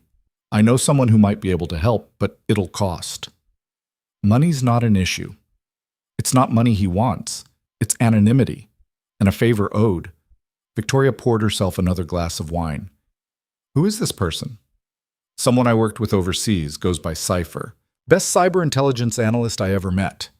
If these messages can be traced, he'll find them. Can you trust him? Daniel thought about that. Cypher had saved his life twice in Afghanistan, had kept channels secure when the brass wanted to shut them down, had never once asked questions about the morality of what they were doing. With my life, he said, but probably not with yours. Meaning? Meaning he doesn't care about right or wrong. He cares about the puzzle. You hire him. You accept that he might use what he learns in ways you won't like. I'll take that risk. Daniel pulled out his phone, opened an encrypted messaging app he hadn't used in 3 years, typed out a message. Need a favor. Urgent. Trace work. Cross. The response came back in less than 30 seconds. Cross? Thought you were dead or worse, domesticated. Both, kind of. You available? For you? Always. Send me the headers. Daniel looked at Victoria. I need access to your email server, the raw message data, not just what shows up in your inbox. I'll call my IT director. At 2 in the morning? He's paid to be available at 2 in the morning. While Victoria made the call, Daniel walked to the windows and stared out at the city. From up here, Manhattan looked peaceful, ordered, like everything made sense and fit into neat little boxes. He knew better. Somewhere out there, people were planning how to hurt Emma, how to use her to get to him. The thought made his hands curl into fists. Daniel? He turned. Victoria was holding out her phone. My IT director. He wants to talk to you directly. Daniel took the phone. This is Cross. Ms. Hale says you need raw message headers. The man sounded annoyed and nervous in equal measure. That's right. Everything from the last week. Can you send them to a secure drop? I'd need authorization from... You're talking to your authorization, Ms. Hale wants this done. Now. There was a pause. It'll take me 20 minutes to compile everything and encrypt it properly. You have 10. Daniel hung up and handed the phone back to Victoria. You're not particularly diplomatic, are you? She said. Diplomacy's for people who have time. We don't. 9 minutes later, Daniel's phone chimed with a download notification. He forwarded everything to Cypher, then sat down to wait. Victoria joined him on the couch, keeping a careful distance. What happens now? Now we wait for Cypher to work his magic. Could take an hour, could take a day. And in the meantime? In the meantime, I need you to tell me everything about your life. Your routines, your habits, who you trust, where you go. Who has access to your schedule. Why? Because someone knew you'd be at that restaurant, knew you'd be alone. That kind of intelligence doesn't come from nowhere. Victoria's face went pale. You think someone on my staff is involved? I think it's a possibility we can't ignore. She stood up, walked to the windows, her reflection ghostly in the glass. I've known some of these people for years. Sarah, my assistant, has been with me for 8 years. Marcus, you already met. My head of security, James, came from the FBI. And your CFO was with you for 12 years before he started stealing. That's different. Is it? Victoria turned to face him. You're saying I can't trust anyone. I'm saying trust needs to be earned. And right now, we assume everyone's compromised until proven otherwise. That's a lonely way to live? It's a safe way to live. Victoria laughed, but there was no humor in it. You know what's funny? I've spent my entire career building walls, keeping people at a distance, making sure nobody gets close enough to hurt me. And I thought that made me strong. Thought it made me untouchable. She paused. Then last night happened, and I realized all my walls didn't mean anything. They just made me isolated. Daniel didn't know what to say to that. Didn't know how to tell her that isolation was sometimes the only way to survive, that walls weren't weakness, they were survival. You should get some sleep, he said instead. I don't think I can. Try anyway. Tomorrow's going to be long. Victoria nodded, started toward her bedroom, then stopped. Daniel, thank you for doing this. I know you didn't have to. They threatened Emma. I didn't have a choice. Still, thank you. When she was gone, Daniel did a full sweep of the apartment, checked every window, every door, every possible entry point. The security system was good, commercial grade, motion sensors, cameras covering every angle. But good wasn't perfect. Perfect didn't exist. He settled into a chair facing the elevator doors, his phone in his hand, and tried not to think about Emma sleeping in the next room, about how easy it would be for someone to find them, about how many ways this could all go wrong. His phone buzzed. Message from Cypher. Got something. Two of the messages routed through the same VPN cluster. Sloppy work. Trace them to a building in Brooklyn. Sending coordinates now. Daniel sat up straighter. How confident are you? 80%. Maybe higher. Someone's paying for anonymity but doesn't understand how it actually works. Amateur hour. Can you narrow it down to a specific location in the building? Working on it. Give me another hour. Daniel stood up, started pacing. An address. A real, physical location. That changed everything. Another message. This is bigger than you think, Cross. The VPN cluster? It's been used for other stuff. Dark web marketplace transactions. Crypto laundering. Whoever's threatening your friend, they're connected to something nasty. Define nasty. The kind of nasty that gets federal agencies involved. The kind that doesn't play by rules. Daniel's mind was racing now, putting pieces together. Professional kidnappers. Dark web connections. Sophisticated enough to compromise Victoria's security, but sloppy enough to leave digital trails. It didn't add up. Unless they wanted to be found. His phone rang. Marcus. Cross, we've got a problem. Sensors just picked up someone on the roof access, 2 floors up. Daniel was moving before Marcus finished the sentence. Lock down the apartment. Get Victoria to the panic room. I'm on Emma. He sprinted to the guest suite. Emma was still asleep, her rabbit fallen to the floor. He scooped her up without waking her, grabbed his go bag, and headed back to the living room. Victoria was there, wide-eyed. What's happening? We've been compromised. Where's your panic room? This way. She led him to what looked like a wine cellar door, keyed in a code. The door swung open to reveal a reinforced steel room with monitors showing every angle of the building. Get in. Lock it behind me. Don't open it for anyone except me or Marcus. I don't care what they say. Where are you going? To make sure whoever's up there doesn't make it down here. He handed Emma to Victoria. His daughter stirred, confused. Dad? Shh, sweetheart. Go with Victoria. I'll be right back. You promise? He looked at her small face, still half asleep, still trusting him completely despite everything. I promise. Victoria took Emma, and Daniel sealed them inside. Then he grabbed the pistol Marcus had left on the kitchen counter and headed for the stairs. The rooftop access was 2 floors up, accessible through a maintenance stairwell. Daniel moved fast and quiet, his training taking over completely. Every shadow was a threat. Every sound was analyzed and categorized. He could hear them now. Footsteps on the roof. At least 2 people, maybe more. Moving with purpose but not expertise. Daniel reached the roof access door. It was ajar, the lock drilled out. Fresh work. He went through low and fast. 2 men on the roof, dressed in black, both armed. They turned at the sound of the door, bringing weapons up. Daniel fired twice before they could acquire him. Both went down. But there was a third.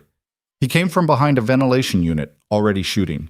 Daniel rolled, felt a round pass close enough to hear it, came up firing. The third man stumbled, dropped his weapon, clutched his leg. Daniel was on him in seconds, kicked the gun away, pressed his own weapon against the man's temple. Who sent you? The man just laughed, blood on his teeth. You're already dead, Cross. You just don't know it yet. Wrong answer. Daniel hit him hard enough to knock him out, then zip-tied his hands with a cable tie from his pocket. Checked the other 2, both alive, both unconscious. His phone buzzed. Cypher again. Got the full location. But Cross? You need to see this. These people aren't just threatening your friend. They're planning something big, like federal investigation big. Daniel looked at the three unconscious men on the roof, at the blood pooling on the concrete, at the city spreading out below him. This wasn't about Victoria anymore. This was about something much worse, and he was right in the middle of it. Marcus arrived on the rooftop 90 seconds later, weapon drawn, taking in the scene with professional efficiency. He looked at the three unconscious men, then at Daniel, and something like respect crossed his face. Fast work. Not fast enough. They got past your perimeter. Yeah, and I want to know how. Marcus keyed his radio. James, get up here. We've got three unfriendlies down on the roof, and find out how the hell they breached our security. Well, Daniel was already searching the first man's pockets. No wallet, no ID, nothing except a burner phone and a folding knife. The second man was the same. Professional enough to come in clean, but not professional enough to succeed. The third man, the one Daniel had interrogated, was starting to come around. His eyes fluttered open, focused on Daniel, and widened with recognition. You're making a mistake, he slurred through the pain. So you said. Who sent you? Doesn't matter. You killed their people, ruined their operation. They're not going to stop until you're dead and your daughter's... Daniel's hand was around the man's throat before he could finish. Say one more word about my daughter and I'll throw you off this roof. Marcus put a hand on Daniel's shoulder. Easy. We need him talking, not splattered on the pavement. Daniel released his grip, stepped back. The man coughed, gasped for air. I don't know names, he said finally. We got hired through an intermediary. Cash job. Instructions were simple. Get into the building, make it to the penthouse, send a message. What kind of message? The kind that involves a lot of blood and a little girl's stuffed rabbit. Daniel's vision went red. Marcus had to physically pull him back. Go check on your daughter, Marcus said quietly. I've got this. I'm not leaving until... Cross. Go. Before you do something we both regret. Daniel forced himself to walk away, down the stairs, his hands shaking with rage he couldn't quite control. The rational part of his brain knew Marcus was right. The other part wanted to go back up there and make sure none of those men ever threatened anyone again. Victoria opened the panic room door before he could knock. Emma was behind her, fully awake now, her face streaked with tears. Dad! She ran to him and he caught her, held her tight. It's okay. Everything's okay. I heard guns. You were shooting again. I had to, but it's over now. You're safe. Emma pulled back to look at him. You're bleeding. Daniel glanced down, a graze on his left arm he hadn't even felt. It's nothing, just a scratch. You always say that. Because it's always true. Victoria was watching them with an expression Daniel couldn't quite read. I'll get the first aid kit. She returned with a medical kit that probably cost more than most people's monthly rent. Daniel let her clean and bandage the wound while Emma sat next to him, holding his other hand like she was afraid he'd disappear. This can't keep happening, Victoria said quietly. I know. I mean it, Daniel. If this is what your life looks like now, if this is what Emma has to live with, maybe we need to rethink this arrangement. What are you suggesting? I'm suggesting that maybe the smart thing is for me to go into hiding and for you to take Emma somewhere far away from all of this. And let them win? I'd rather let them win than watch that child lose her father. Daniel looked at Emma, saw the fear in her eyes, and felt something crack inside him. Victoria was right. Every hour he spent chasing these people was an hour Emma spent terrified. Every decision he made to engage instead of retreat put her in more danger. But running wouldn't solve anything. These people knew who he was, knew where he lived. Running just meant dying tired. We end this, he said. Fast and permanent. No more defensive positions. We find whoever's running this operation and we take them down. How? Daniel's phone buzzed. Cypher. Got your location. Industrial building in Red Hook. Registered to a shell company that traces back to 3 other shell companies. But here's the interesting part.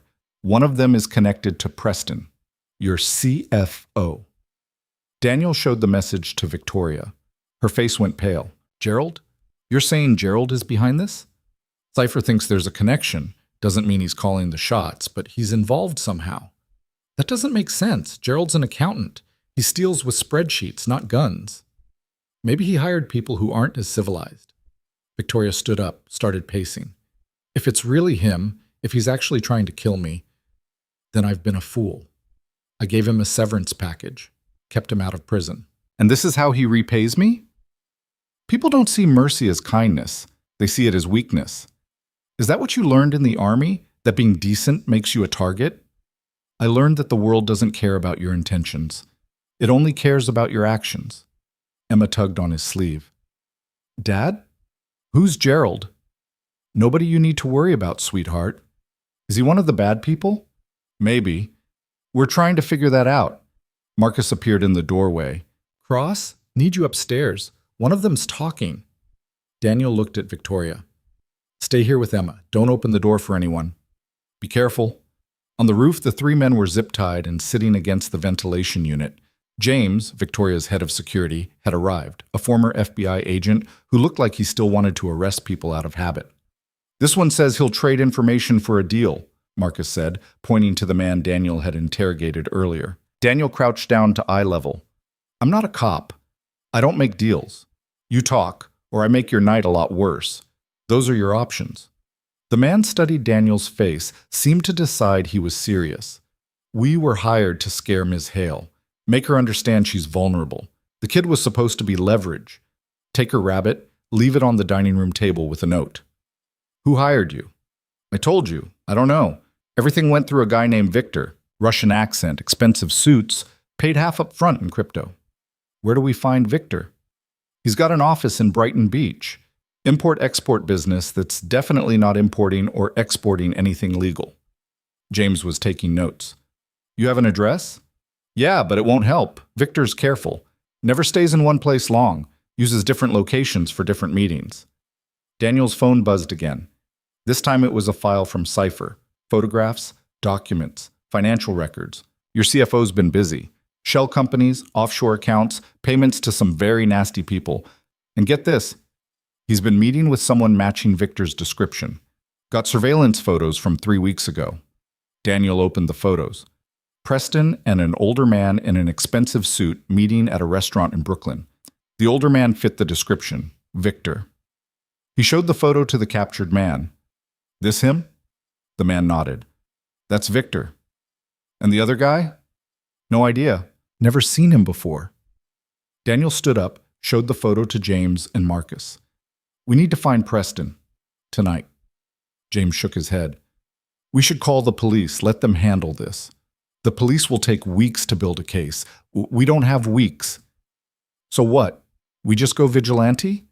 Start breaking down doors? We do what's necessary to keep Victoria and Emma safe. That's not how this works, Cross. There are laws, procedures. Daniel got in James's face. Your procedures almost got everyone in this building killed tonight. So maybe it's time to try something that actually works. Marcus stepped between them. Both of you, calm down. Fighting each other doesn't help. James glared at Daniel but backed off. Fine, but I'm calling this in. I'm not losing my license because you want to play soldier. Do what you need to do, but stay out of my way. Daniel headed back downstairs. Victoria was in the living room with Emma, who'd fallen asleep on the couch with her rabbit clutched tight. What did you learn? Victoria asked quietly. Preston's involved. Cypher's got photos of him meeting with a Russian named Victor who runs operations out of Brighton Beach. Victor's the one who hired the men on the roof. So we know who's behind it. What now? Now I go have a conversation with your former CFO. Alone?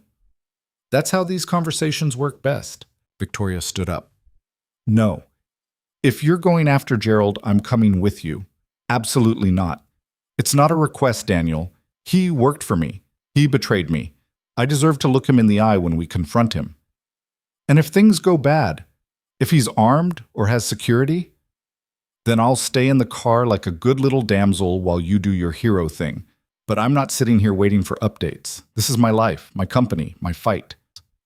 Daniel looked at her, saw the steel underneath the expensive clothes and cultured accent, and understood why she'd built an empire from nothing.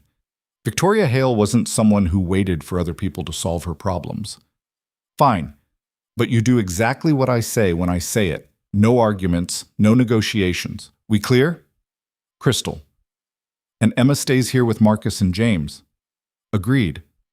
They left 30 minutes later in one of Victoria's cars, a Mercedes sedan with enough armor to stop small arms fire. Daniel drove, following the GPS coordinates Cypher had sent for Preston's apartment in the Upper West Side. The streets were empty at 4 in the morning, just delivery trucks and taxis ferrying home the last of the night shift workers. Victoria sat in the passenger seat, staring out the window. "Can I ask you something?" she said. "Depends what it is." "Well, why did you really leave the military? The official story says medical discharge, but you don't move like someone with a disabling injury." Daniel kept his eyes on the road. "Some injuries don't show up on x-rays." "What happened?" "Something I can't talk about. Something that made me realize I couldn't do that job anymore without losing myself completely." Victoria was quiet for a moment. "Emma's lucky to have you." "She'd be luckier to have a father who didn't drag her into situations like this." "You didn't drag her anywhere. You protected her. There's a difference." "Is there?" "Because from where I'm sitting, it looks like I've made her a target by being who I am." "You've made her a target by being good at what you do. That's not the same thing." They pulled up outside Preston's building, a pre-war brownstone converted into luxury apartments. Daniel scanned the street, looking for surveillance, for threats, for anything out of place. "You see that car?" Victoria pointed to a black sedan parked 2 buildings down. "Yeah, engine's still warm. Someone's been sitting there recently." "That's Gerald's car, the one he bought after I fired him. Said it was his Freedom Mobile." Daniel parked the Mercedes where they could see Preston's entrance. "If he's home, we wait until he comes out. Easier to control the situation outside than in an enclosed space. And if he doesn't come out, then we knock." They waited 20 minutes before movement. Preston emerged from the building, dressed in running clothes, earbuds in, starting his morning jog like he didn't have a care in the world. Daniel was out of the car before Victoria could speak. He fell into step behind Preston, matching his pace, waiting for the right moment. They were 3 blocks from the apartment when Daniel made his move. He caught Preston's arm, spun him into an alley, and had him against the wall before the man could process what was happening. "What the cross? What are you doing?" "Having a conversation about Victor, about shell companies, about why you're trying to kill Victoria Hale." Preston's face went from shocked to calculating in an instant. "I don't know what you're talking about." "Wrong answer." Daniel tightened his grip. Preston gasped. Okay. I know Victor. So what? That's not illegal." "It is when you're using him to hire kidnappers and assassins." "You're insane. I'm a goddamn accountant, not a criminal mastermind." Victoria appeared at the mouth of the alley. "Hello, Gerald." Preston's face went pale. "Victoria, I can explain." "I don't want your explanations. I want the truth. Who are you working with? Who wants me dead?" "Nobody wants you dead? This was never about killing you." Daniel and Victoria exchanged glances. "Then what was it about?" Daniel asked. Preston slumped against the wall. "Embarrassing you, scaring you, making you understand that you can't just destroy people's lives and walk away without consequences." "So the kidnapping attempt was supposed to fail.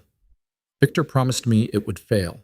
Said his people would make it look real, scare you into paying the ransom, then let you go. I'd get half the money. They'd get half. Everybody wins." "Except they didn't let her go," Daniel said. "They shot someone. They would have killed people if I hadn't stopped them." Preston's eyes widened. "That wasn't supposed to happen. Victor promised nobody would get hurt. He said it was clean, professional, just business." "You made a deal with a Russian mobster and thought it would stay clean?" "I was desperate. Do you know what it's like to spend 12 years building something only to have it taken away because of one mistake? Victoria destroyed my reputation, made it impossible for me to get another job in the industry. I lost everything." Victoria's voice was cold. "You stole from me, Gerald. You broke my trust. What did you expect, a retirement party?" "I expected basic human decency. I expected the woman I worked beside for over a decade to remember that I have a family, kids who needed their father to be able to provide for them. But you didn't care about that. You just cared about sending a message. So you decided to send one back. I decided to show you what it feels like to be powerless, to be scared, to understand that your money and your influence don't make you untouchable." Preston looked at Daniel. But then you had to play hero, had to turn a simple kidnapping into a massacre. Now Victor's people are dead and they want revenge. This is your fault, Cross, not mine. Daniel slammed Preston harder against the wall. My fault? You hired criminals to terrorize people and you're blaming me for stopping them? I hired professionals. Victor said his people were experts, said they'd done this a dozen times without anyone getting hurt. How was I supposed to know you'd be there? How was I supposed to know you were some kind of special forces psycho? Victoria stepped forward. Where's Victor now, Gerald? I don't know. He stopped answering my calls after the restaurant. I think he's scared of what happened, scared of Cross. He should be, Daniel said, because I'm going to find him. And when I do, he's going to wish he'd stayed in Russia. Preston laughed, a bitter sound. You think Victor's afraid of you? He works for people who make your Delta Force buddies look like Boy Scouts. He's connected to the Kozlov Bratva, Russian organized crime with reach across 3 continents. You go after him, you're signing your own death warrant. Daniel pulled out his phone, opened Cypher's file, showed Preston the surveillance photos. These were taken 3 weeks ago, you and Victor planning my daughter's kidnapping. No, that's not. We were just talking about the restaurant job. The thing with your daughter, that was Victor going rogue. He got angry after you killed his people. Started making threats. I told him to stop. But he didn't stop. I can't control him. I'm just the money guy. I set up the shell companies, moved the funds. That's it. The operational stuff, the violence, that was all Victor. Victoria's voice cut through the darkness. Do you understand what you've done, Gerald? People are dead. A child is traumatized. Daniel and his daughter are in hiding, all because you wanted revenge for something you brought on yourself. I never wanted this. I just wanted you to hurt the way you hurt me. Well, congratulations, you succeeded, but you also unleashed something you can't control. She looked at Daniel. What do we do with him? Daniel considered it. Preston was pathetic, desperate, broken, but he was also the key to finding Victor and ending this. We use him, Daniel said.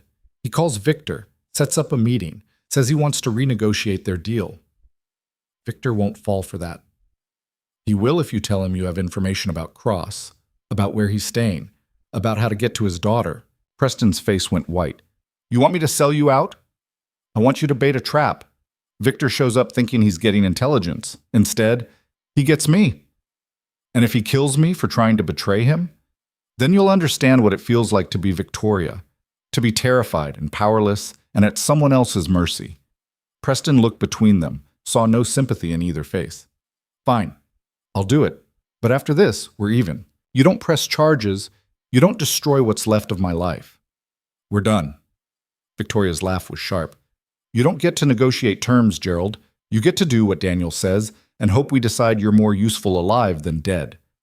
Daniel pulled out Preston's phone, forced his thumb onto the scanner to unlock it, found Victor's contact. Here's what you're going to say, he said. Victor panicked after the restaurant, made mistakes. But you found Cross. Know where he's hiding. Know his patterns. And you're willing to trade that information for protection and money. He'll want proof. So give him proof. Daniel took a photo of Victoria in the alley. Send him this.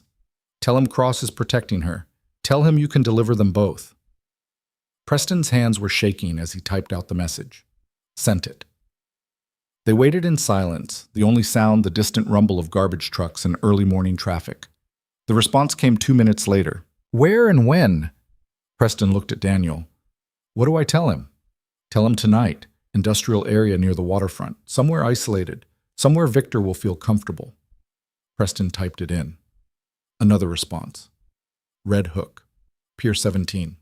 Midnight. Come alone or deal is off. Daniel showed the message to Victoria. That's where Cypher traced the original threats, Victor's home turf. You can't seriously be considering this. It's obviously a trap. Of course it's a trap. But so is this. Question is whose trap is better. And if his is? Daniel looked at her. Then you take Emma somewhere safe and you forget you ever met me. That's not happening. Victoria, I said it's not happening. We do this together, or not at all. Preston was watching them with something like horror. You're both insane. Victor's going to bring an army. You think you can just walk into his territory and come out alive? I've walked into worse, Daniel said, "and I'm still here." He zip-tied Preston to a dumpster, gagged him with his own shirt. "Stay quiet. We'll come back for you after we're done with Victor. If you somehow get loose and run, I will find you, and what Victor would do to you will seem kind by comparison." They left Preston in the alley and headed back to the car. "We have 16 hours until midnight," Victoria said. "What's the plan?" "The plan is I go in alone. You stay at the penthouse with Emma where it's safe." "Ma, I already told you, and I'm telling you this isn't negotiable. Victor wants me. Fine, he can have me. But I'm not giving him you, and I'm damn sure not giving him Emma." "So what? You just sacrifice yourself?" "I do what I've always done. I complete the mission, and I come home." Victoria grabbed his arm. "This isn't a mission, Daniel. This is your life. Emma needs her father. Emma needs to be safe. Everything else is secondary." They drove back to the penthouse in silence. The sun was starting to rise, painting the city in shades of orange and gold. It should have been beautiful. Instead, it just reminded Daniel of all the sunrises he'd seen in war zones, wondering if he'd live to see another one. Back at the apartment, Emma was still asleep on the couch. Marcus had covered her with a blanket, was sitting in a chair nearby, keeping watch. "Everything go okay?"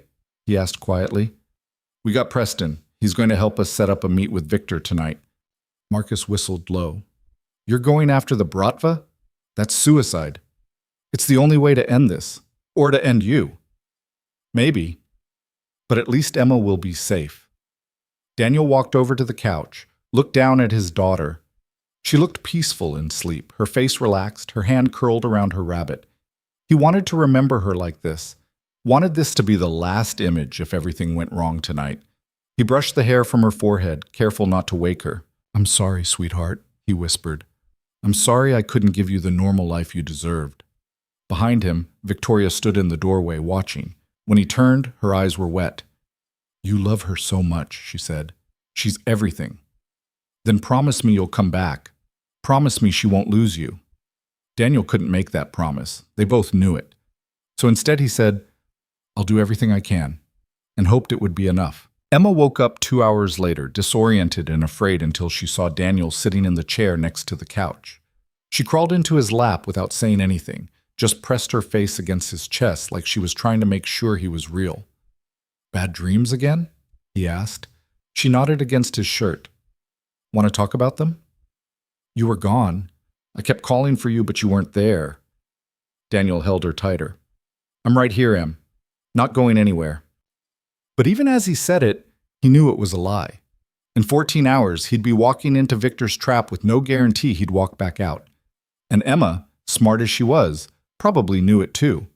Victoria appeared with breakfast, bagels from somewhere expensive, cream cheese, orange juice.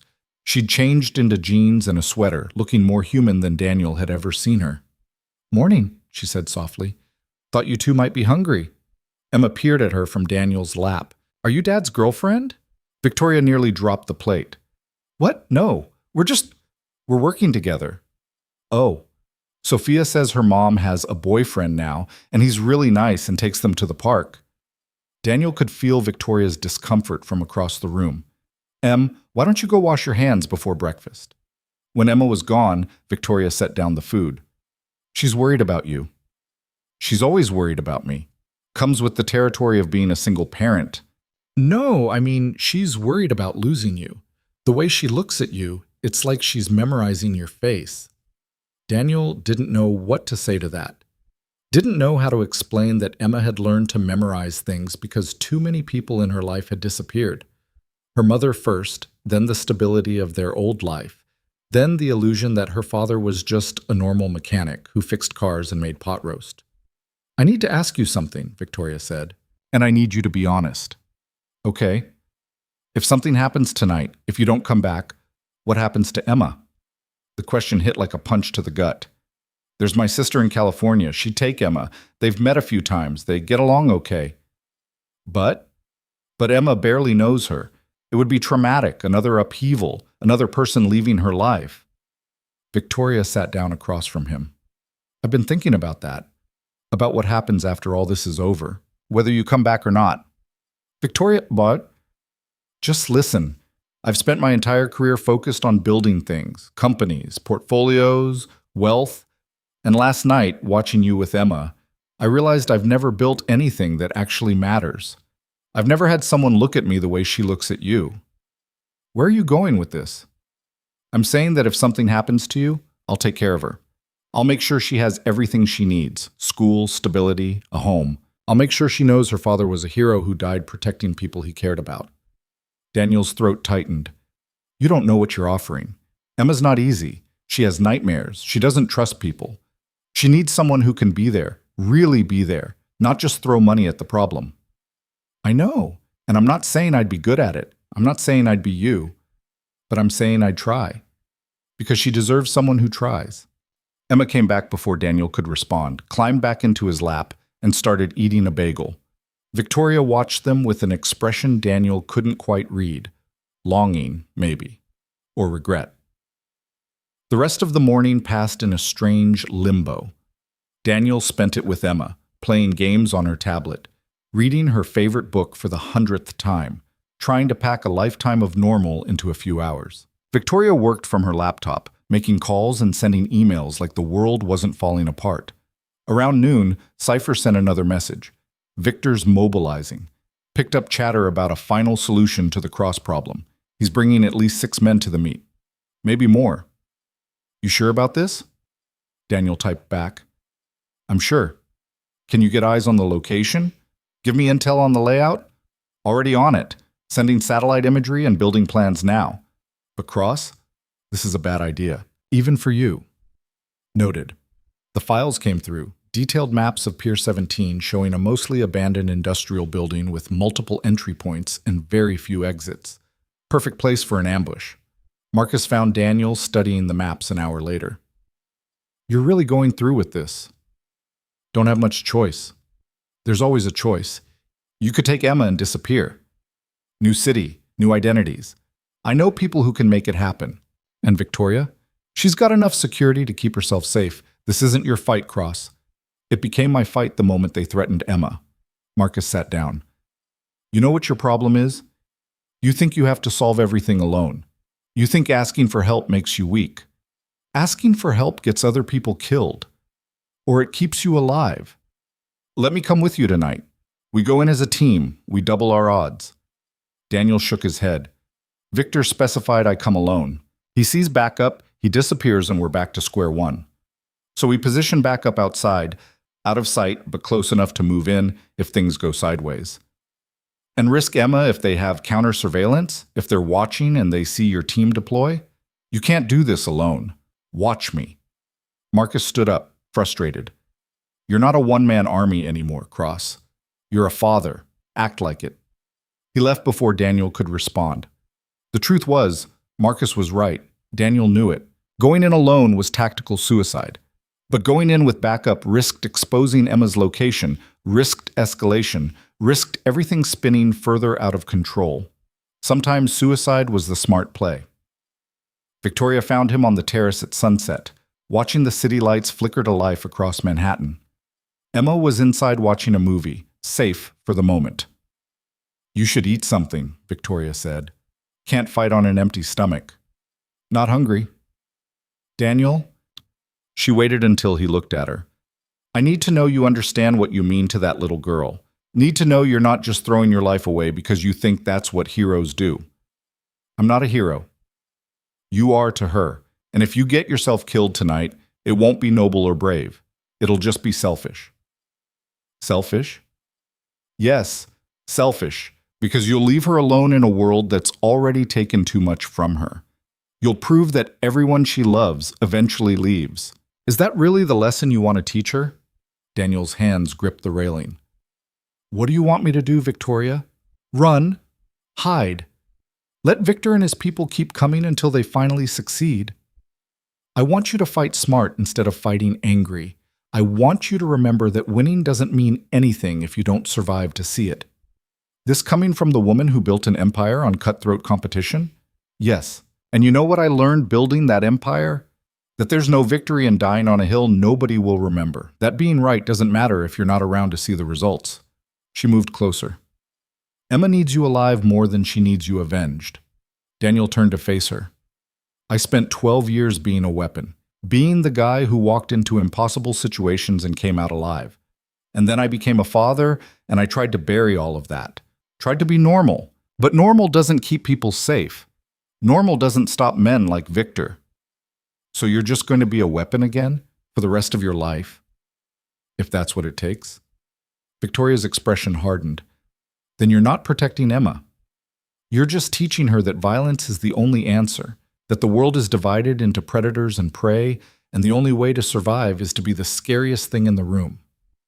Maybe that's true. Or maybe it's a lie you tell yourself to justify going back to the only thing you were ever good at. The words stung because they were partially true.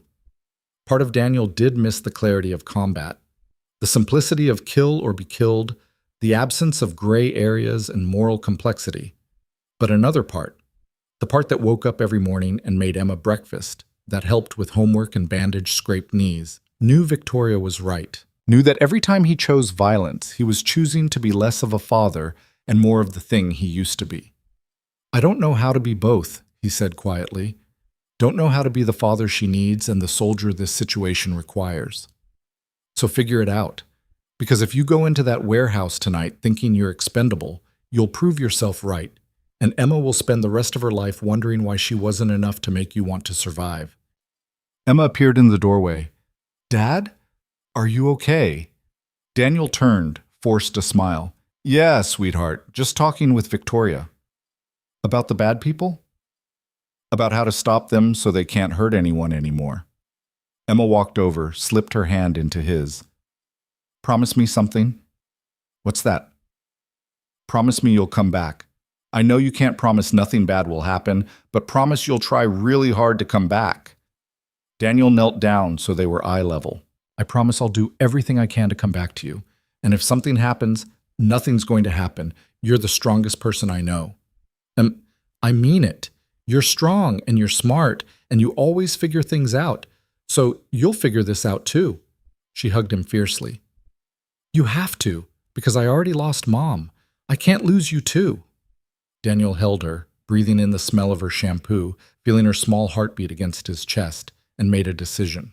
He was going to survive tonight, not for himself, not for some abstract notion of justice or revenge, but because his daughter needed him to. And that was enough. At 11 o'clock, Daniel geared up, body armor under a jacket, 2 handguns, extra magazines, a knife. Cypher had sent updated intel. Victor was inside the warehouse with 8 men, heavily armed, waiting. Bad odds. But Daniel had survived worse. Marcus met him at the elevator. I'm positioning a team 3 blocks away. Silent approach. They won't move unless I give the signal. Victoria know about this? It was her idea. She's not as helpless as you think. Daniel nodded. Maybe he'd underestimated her. Maybe he'd underestimated everyone except the threats. If I don't make it back, you're coming back. But if you don't, Emma's taken care of. Victoria's already had her lawyers draw up papers. Guardianship, trust funds, everything. Kid will want for nothing. Except a father. Yeah, so don't make her need those papers. The drive to Red Hook took 30 minutes. Daniel parked 2 blocks from Pier 17, did a final weapons check, and called Cypher. I'm going dark. If you don't hear from me in 2 hours, send everything to the FBI. All of it. Preston's involvement, Victor's operation, the whole thing. Copy that. And Cross? Don't do anything stupid. Too late for that. The warehouse loomed against the night sky, dark and silent. Daniel approached from the east, using shipping containers for cover, scanning for sentries. Found 2, one on the roof, one at the main entrance. He took the roof sentry first. Silent approach, quick takedown, zip-tied and gagged. The man never saw him coming. The entrance guard was harder. Daniel had to cross 20 yards of open ground. He waited for a cloud to pass over the moon, then moved fast and low. The guard started to turn, but Daniel was already on him. Another zip tie, another threat neutralized. Inside, the warehouse was a maze of rusted equipment and empty storage bays. Daniel moved through the shadows, every sense alert. He could hear voices ahead, Russian, angry, arguing about something. He got close enough to see them. Victor was there, older than his photos suggested, wearing an expensive suit that looked ridiculous in the abandoned building. 8 men around him, all armed, all looking nervous. Where is he? Victor was saying. Preston said midnight. It's past midnight. Maybe he figured out it's a trap, one of the men suggested. Then we go to plan B. We find the daughter. We take her. We make Cross come to us. Daniel stepped out of the shadows, both guns drawn. That's not going to happen. Every weapon in the warehouse swung toward him. Victor smiled. Mr. Cross. Right on time, after all. Though I notice you came alone. Very brave. Very stupid. Let's skip the villain monologue. You wanted me. I'm here. Let's finish this. Oh, we will. But first, I think we should talk about what you cost me. 2 dead men. A ruined operation. Considerable embarrassment within my organization. Should have thought about that before you tried to kidnap a billionaire in Manhattan. That was business. This is personal. Victor nodded to his men. They spread out surrounding Daniel in a loose circle. You're outnumbered, Victor said. Outgunned. And you walked right into my trap. So tell me, what exactly is your plan here? The plan is you tell me who's really running this operation. Because a mid-level Russian mobster doesn't have the resources or the connections to pull off what you tried to do. Victor's smile faltered. I don't know what you... Preston was a patsy. The kidnapping was too sophisticated for him to plan, which means someone else is involved. Someone with serious reach. So who is it? Even if I knew, why would I tell you? Because I'm offering you a deal. Give me the name and I walk away. You live, your men live, everybody goes home. Victor laughed. You think you're in a position to negotiate? I think you're in a position to die if you don't start talking. The standoff stretched. Daniel could feel the tension rising, could see the men getting ready to fire. This was the moment. Kill or be killed. Then Victoria's voice echoed through the warehouse. Don't shoot! I'm coming in! Daniel's blood ran cold. No, she wasn't supposed to be here. Victoria walked through the main entrance, hands raised, looking terrified but determined. Ms. Hale, Victor said, clearly surprised. This is unexpected. I'm here to offer you a deal. Victoria, what are you doing? Daniel hissed. She ignored him. Victor, you want money. I'll give you money. 50 million, right now. Transferred to whatever account you want. In exchange, you tell us who hired you and you leave New York forever. Victor considered it. 60 million. Fine, 60 million. But I need a name. And if I take your money and kill you both anyway, then you'll have every federal agency in the country hunting you. Because I sent copies of everything we know about your operation to the FBI an hour ago. They're waiting for my signal. If I don't check in within 30 minutes, they move in. She pulled out her phone. Clock's ticking, Victor. Daniel couldn't believe what he was seeing. Victoria had outmaneuvered them all, turned the trap into a negotiation, used her greatest weapon, money, to buy what violence couldn't guarantee. Victor looked at his men, then back at Victoria. You're bluffing. Try me. You'll be in federal custody before sunrise, or you can take $60 million and disappear. Your choice. The warehouse was silent, except for the distant sound of water lapping against the pier. Finally, Victor laughed. You have balls, Ms. Hale. I'll give you that. He pulled out his phone. The account information. Transfer the money now and I'll give you what you want. Victoria's fingers moved across her screen. Done. 60 million. Check your account. Victor checked. His eyebrows rose. You actually did it. I'm a woman of my word. Now give us the name. It wasn't one person, it was a consortium. Competitors of yours. People who wanted to see Hale Industries destabilized so they could buy it cheap during the chaos. Marco Castellano was one. Gerald Preston was the inside man. But the real money came from someone else. Someone in your own company. Victoria's face went pale. Who? Your head of acquisitions, Sarah Chen. She's been selling information to your competitors for 2 years. The kidnapping was her idea. She convinced Preston it would work, convinced me it would be clean. Daniel felt like he'd been punched. Sarah Chen. He'd met her once at the penthouse, professional, efficient, Victoria's right hand. Why would Sarah betray me? Victoria asked. Because you passed her over for CFO after you fired Preston. Gave the job to someone younger, someone with an MBA from the right school. She decided if she couldn't have the position, she'd make sure you lost everything. Victoria looked like she might be sick. I trusted her. Trust is expensive, Ms. Hale. Now, if you'll excuse me, I have $60 million to enjoy in a country without extradition treaties. Victor and his men started backing toward a side exit. Daniel kept his weapons trained on them until they disappeared into the night. When they were gone, Victoria collapsed against a shipping container. "I can't believe it was Sarah. All this time." Daniel holstered his guns. "You did good. That was smart, using the money as leverage."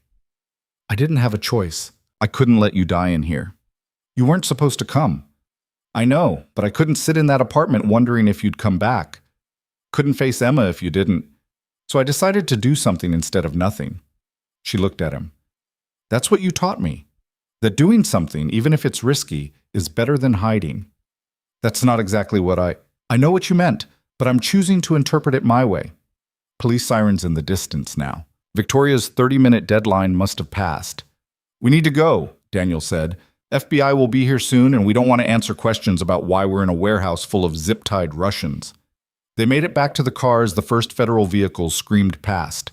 Daniel drove fast, but not recklessly, getting them across the bridge into Manhattan before the area was locked down. "What happens now?" Victoria asked.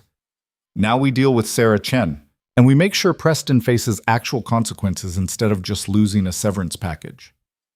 "And Victor? He's gone. He got his money. He's smart enough to disappear. FBI will chase him, but probably won't catch him." "So he wins?" "He survives. Sometimes that's the same thing." Back at the penthouse, Emma was asleep in Marcus's arms, her rabbit clutched tight. She woke up when Daniel walked in, her eyes focusing on him with relief so profound it hurt to see. "Dad!" She launched herself at him, and he caught her, held her while she cried. "You came back. You promised, and you came back." "Always, sweetheart, always." Marcus stood up. "FBI is going to want statements. Chen's already been arrested. Turns out Victoria's lawyers moved fast once they had Victor's information. Preston's in custody, too." "Good." And Victoria set up a press conference for tomorrow. She's announcing new oversight measures for Hale Industries, full internal audit, independent review board. She's calling it transparency through adversity. Daniel looked at Victoria. She shrugged. "Figured I might as well get some positive publicity out of this disaster. Plus it sends a message, betray me and I'll burn the whole house down to root you out." Over the next week, things slowly returned to something resembling normal. Sarah Chen was charged with conspiracy and corporate espionage. Preston took a plea deal and was sentenced to 5 years. Victor vanished into Eastern Europe with his $60 million and was never heard from again. The FBI closed their investigation with a commendation for Victoria's cooperation and a warning to Daniel to leave the law enforcement to professionals next time. Daniel and Emma moved back to Queens, to their small apartment above the auto shop. Emma went back to school and slowly started having fewer nightmares. Mrs. Chen made dumplings every Sunday and never asked about what happened that week in Manhattan. But something had changed. Victoria started visiting. At first it was to check on Emma to make sure she was adjusting okay. Then it was to have coffee with Daniel and talk about things that had nothing to do with kidnappings or corporate espionage. Then it was to take Emma to museums and parks, to be present in ways that surprised all of them. "She's not so mean anymore," Emma said one Saturday after Victoria had taken her to see a Broadway show. "She's actually kind of nice when you get to know her." Daniel had to agree. The Ice Queen billionaire had thawed considerably. She still ran Hale Industries with an iron fist, but she'd also created a foundation to help families like Daniel's, single parents struggling to make ends meet, kids who needed stability and support. She called it the Emma Cross Foundation, which made his daughter blush with pride and embarrassment in equal measure. 6 months after the warehouse confrontation, Victoria made Daniel an offer he didn't refuse. Head of security consulting for a new division of Hale Industries focused on protecting small businesses from corporate espionage and organized crime. Good salary, flexible hours, work he could do without compromising who he'd become as a father. "You sure about this?"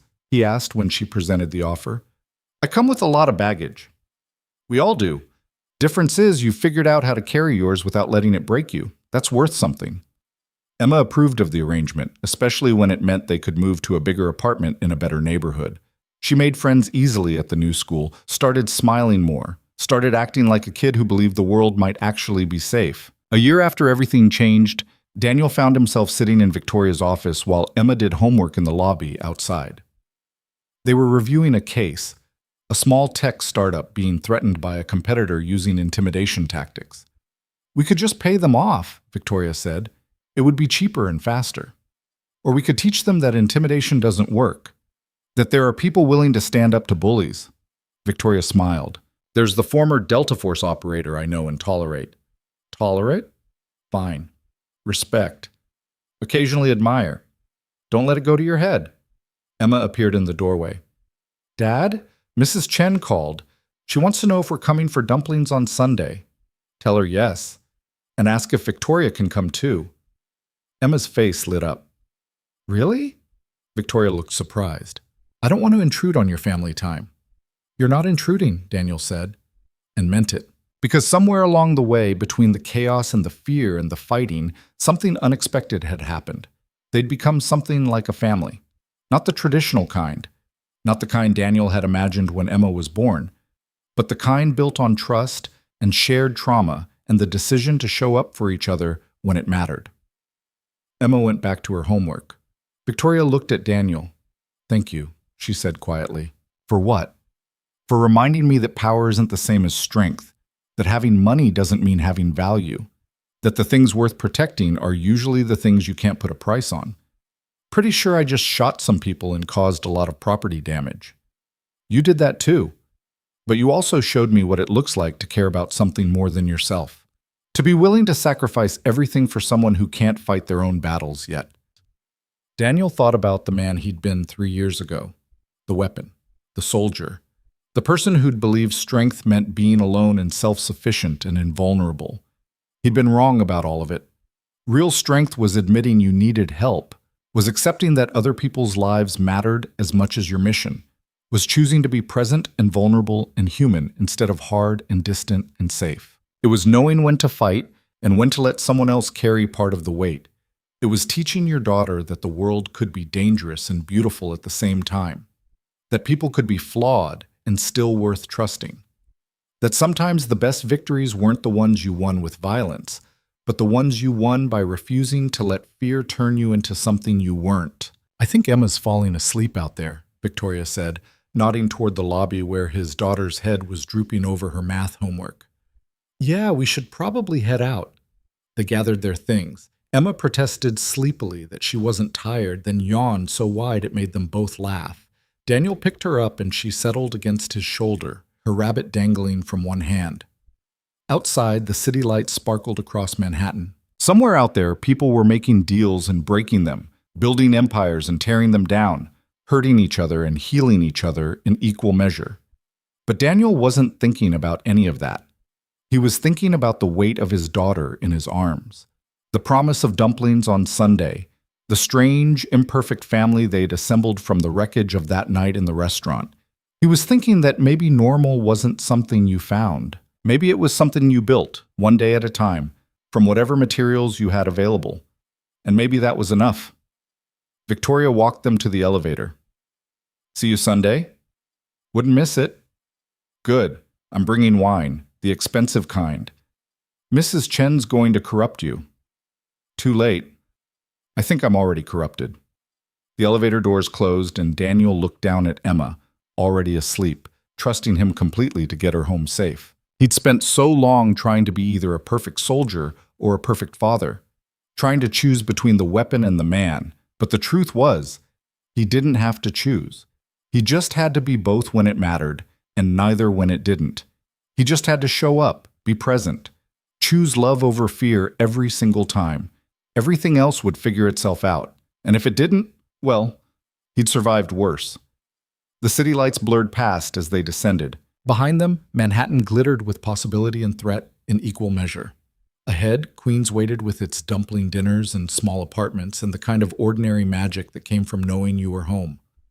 Daniel held Emma closer and headed toward it, toward whatever came next. Together.